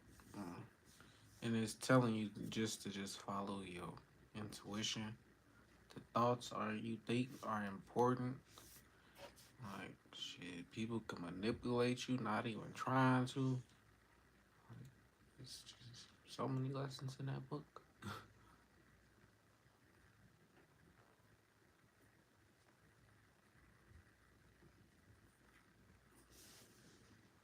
My guide just told me you have to say the truth always. Book. I forgot. I'm I wasn't on YouTube. Hello, I'm James Redfield. I forgot I wasn't on YouTube on my main account because I got the premium, so I don't get ads. So that shit popping up just threw me off. So this is the 10th insight. It's called the 10th insight, Holding Division, Celestine prophecy, and it's by the same author. So like I said, I never listened to it. This is my first time listening to this book. So hey, it's the right time. So. Like the Celestine prophecy, this sequel is an adventure parable, an attempt to illustrate the ongoing spiritual transformation that is occurring in our time. My hope with both books has been to communicate what I would call a consensus picture of the new perceptions, feelings, and phenomena that are coming to define life as we enter the third millennium. Our greatest mistake, in my opinion, is to think that human spirituality is somehow already understood and established.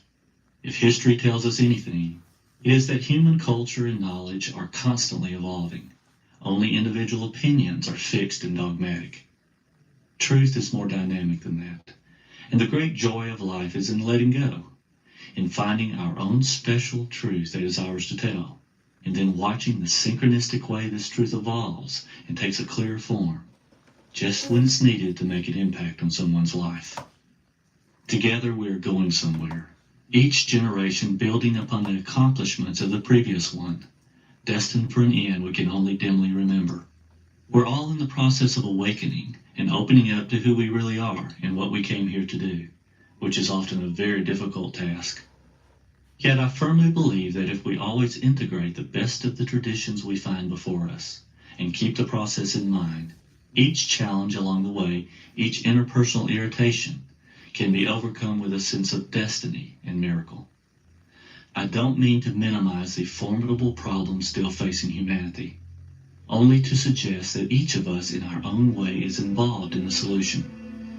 If we stay aware and acknowledge the great mystery that is this life, we will see that we have been perfectly placed in exactly the right position to make all the difference in the world.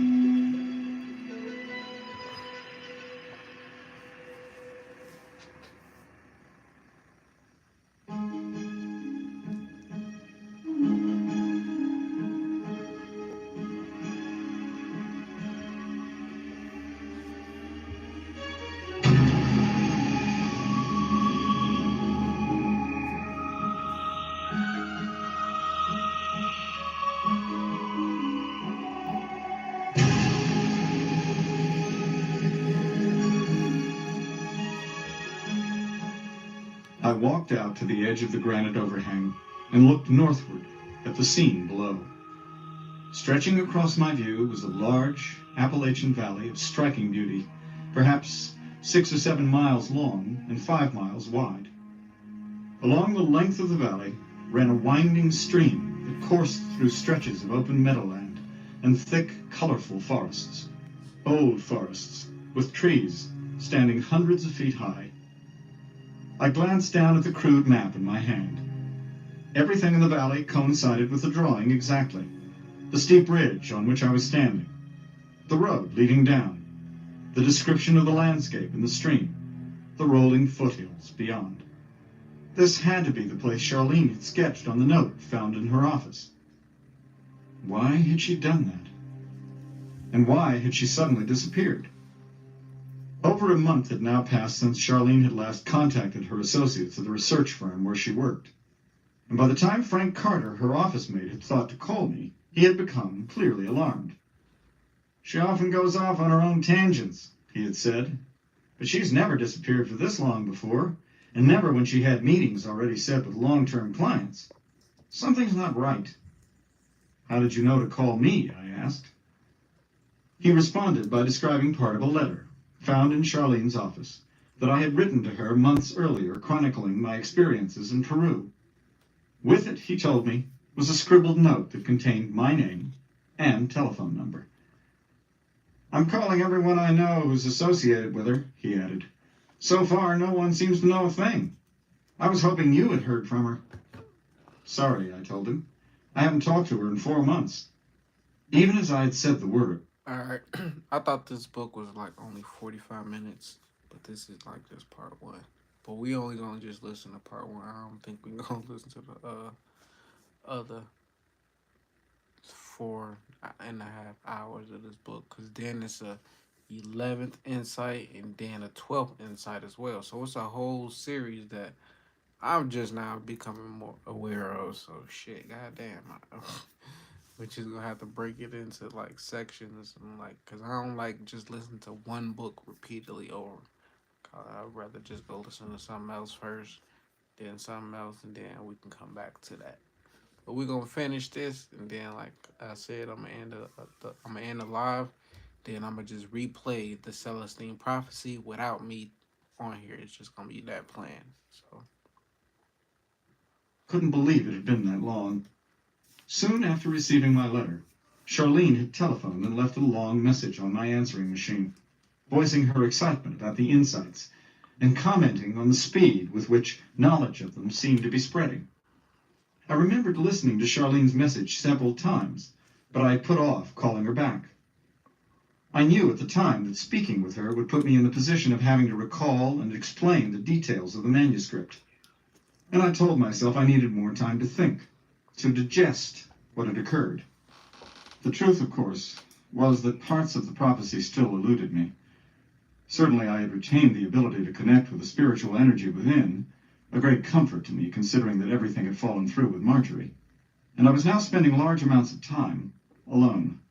And I was more aware than ever of intuitive thoughts and dreams, and the luminosity of a room or landscape. Yet at the same time, the sporadic nature of the coincidences had become a problem. I would fill up with energy, for instance, discerning the question foremost in my life, and would usually perceive a clear hunch about what to do or where to go to pursue the answer. Yet, after acting accordingly, too often nothing of importance would occur. I would find no message, no coincidence. Such failure had not soured me on the process, but I had realized something was missing when it came to living the insights long term. In Peru, I had been proceeding on momentum, often acting spontaneously with a kind of faith born out of desperation.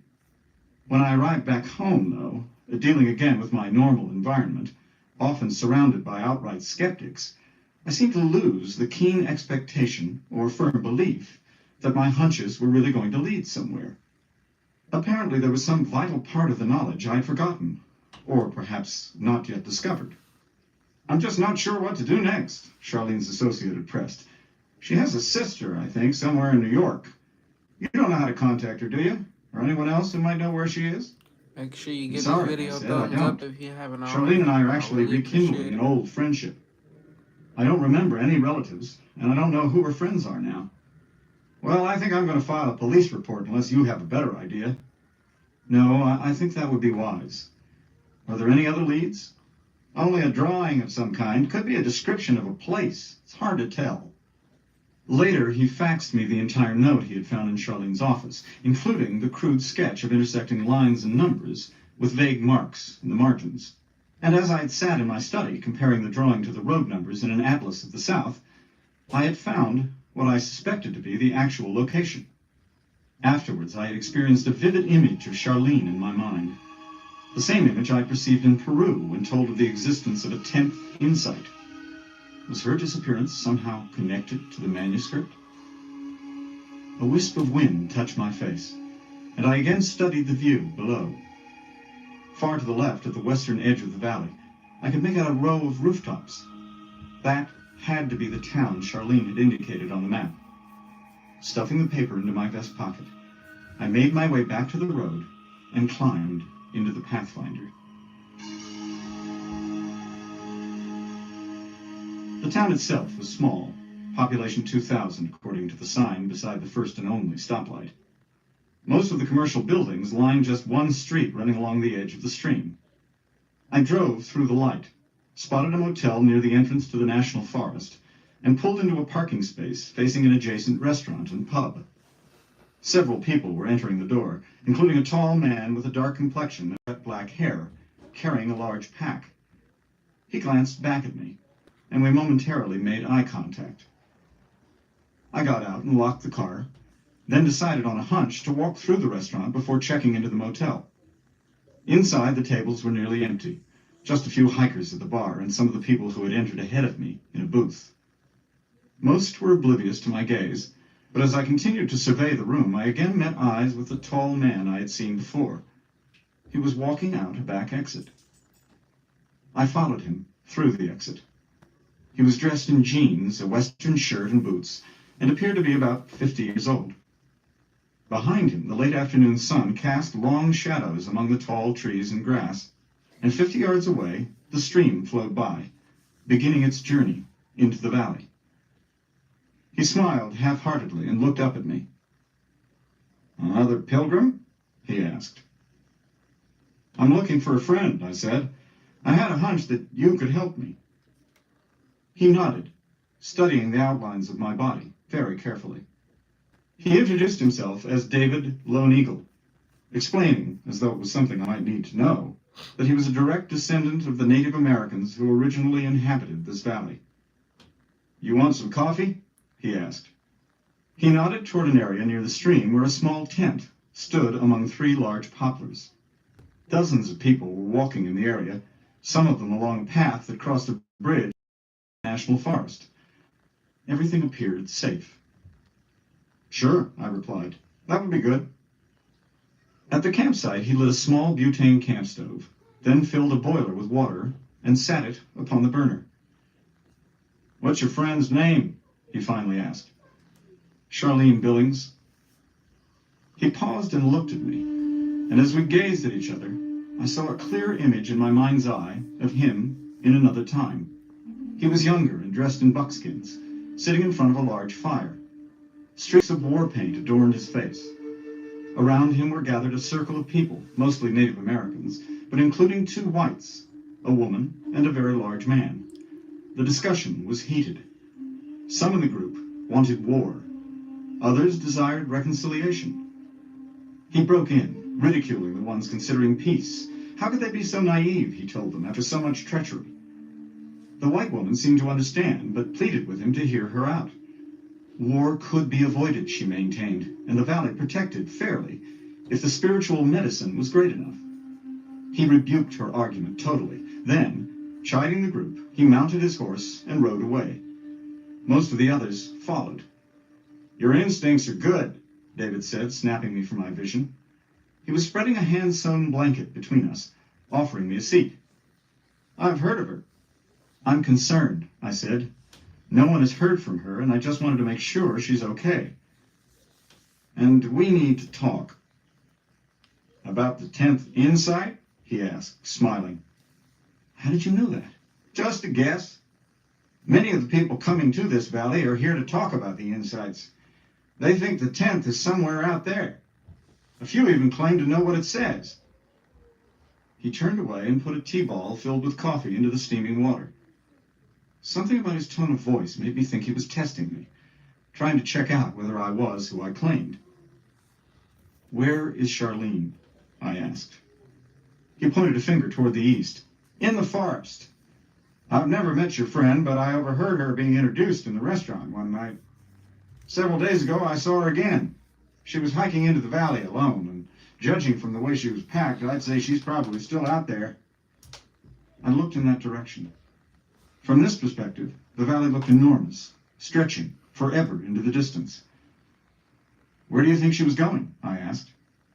He stared at me for a moment. Probably toward the Sipsey Canyon. That's where one of the openings is found. The openings? He smiled cryptically. That's right. The dimensional openings. I leaned over toward him, remembering my experience at the Celestine ruins. Who knows about all this? Very few people. So far, it's all rumor, bits and pieces of information, intuition. Not a soul has seen a manuscript. Most of the people who come here looking for the 10th feel they're being synchronistically led, and they're genuinely trying to live the 9 insights, even though they complain that the coincidences guide them along for a while and then just stop. He chuckled lightly. But that's where we Most all people are, give right? up on their journey. The 10th insight is about understanding this whole business, the perception of mysterious coincidences, Earth's growing spiritual consciousness, the 9th insight disappearances, all from the higher perspective of the other dimension, so that we can understand why it is all happening and participate more fully. He reached over and poured the coffee into 2 cups and handed one to me. My ancestors have lived near this valley for thousands of years, he continued. They believe this forest was a sacred site midway between the upper world and the middle world here on Earth. My people would fast and enter the valley on their vision quests, looking for their specific gifts, their medicine, the path they should walk in this life. My grandfather told me about a shaman who came from a faraway tribe and taught our people to search for what he called a state of purification. The shaman taught them to leave from this very spot bearing only a knife and to walk until the animals provided a sign, Saying and shaman, then I to think follow he means until they shaman. reached what they called the sacred opening into the upper world. If they were worthy, If they had cleared the lower emotions, he told them, they may even be allowed to enter the opening and to meet directly with the ancestors, where they could remember not only their own visions, but the vision of the whole world. Of course, that all ended when the white man came. My grandfather couldn't remember how to do it, and neither can I. We're having to figure it out like everyone else. He looked away momentarily, then said, my problem is that I want the past 3 centuries to have happened differently. I resent the fact that Europeans began to settle on this continent with no regard for the people who were already here. It was criminal. I want it to have happened differently, as though I could somehow change the past. Our way of life was important. We were learning the value of remembering. This was the great message the Europeans could have received from my people if they had stopped to listen. As he talked, my mind drifted into another daydream. 2 people, another Native American and the same white woman, were walking on the banks of a small stream. Behind them was a thick forest. After a while, other Native Americans crowded around to hear their conversation. We can heal this, the woman was saying. I'm afraid we don't know enough yet, the Native American replied, his face expressing great regard for the woman. Most of the other chiefs have already left. Why not? Think of the discussions we've had. You yourself said if there was enough faith, we could heal this. Yes, he replied, but faith is a certainty that comes from knowing how things should be. The ancestors know, but not enough of us here have reached that knowing. My thoughts were interrupted by the sight of several young Forest Service officers who were approaching an older man on the bridge. He had neatly cut gray hair and wore dress slacks and a starched shirt. As he moved, he seemed to limp slightly. You see the man with the officers? David asked. Yeah, I replied. What about him? I've seen him around here for the past 2 weeks. His name is Feynman, I think. David leaned toward me, sounding for the first time as if he trusted me completely. Listen, something very strange is going on. For several weeks, the Forest Service seems to have been counting the hikers who go into the forest. They've never done that before. And yesterday, someone told me they have completely closed off the far eastern end of the wilderness. There are places in that area that are 10 miles from the nearest highway. Do you know how few people ever venture out that far? Some of us have begun to hear strange noises and... You know what's throwing me off about this book? It didn't follow off like exactly where it left off in the Celestine prophecy. I don't like that.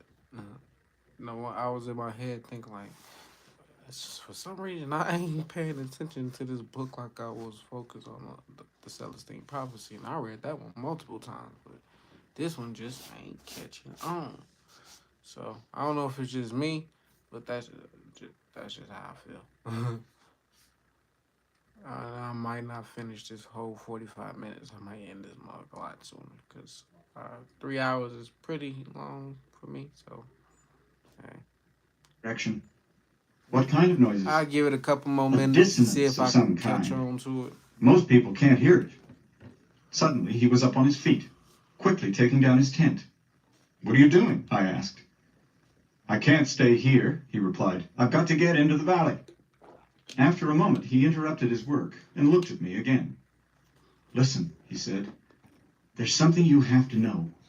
That man I pointed out to you, Feynman, I saw your friend with him several times. What were they doing? Just talking. But I'm telling you, there's something wrong here. He began packing again. I watched him in silence for a moment. I had no idea what to think about this situation, but I sensed that he was right about Charlene being somewhere out in the valley. Let me get my equipment, I said. I'd like to go with you. No, he said quickly. Each person must experience the valley alone. I can't help you now. It's my own vision I must find. His face looked pained. Can you tell me exactly where this canyon is? Just follow the stream for about 2 miles. You'll come to another small creek that enters the stream from the north. Follow this creek for another mile. It will lead you right through the mouth of the Sipsey Canyon. I nodded and turned to walk away, but he grabbed my arm. Look, he said, you can find your friend if you raise your energy to another level. There are specific locations in the valley that can help you. The dimensional openings? I asked. Yes. There you can discover the perspective of the 10th insight. But to find these places, you must understand the true nature of your intuitions and how to maintain these mental images. Also, watch the animals, and you'll begin to remember what you are doing here in this valley, while we're all here together. But be very careful. Don't let them see you enter the forest. He thought for a moment. There's someone else out there, a friend of mine, Curtis Weber. Now, if you see Curtis, tell him that you... Alright, yep. I ain't gonna try to finish this book. This is not catching my attention like that. So I'm about to end this live. Thank you guys for tuning in. Thank you guys for listening. Definitely gonna be back tomorrow with another book. I have no clue what we're gonna listen to. I think I have an idea, but I'm not for sure yet. And I'm gonna let my intuition guide me to whatever book we're gonna listen to next. So I'm gonna have the Celestine Prophecy replan, but it's gonna be without me talking and me here. So, like I said, thank you guys for tuning in one more time with me, cause we gonna be back again. So y'all gotta get used to me. Don't get tired of me yet.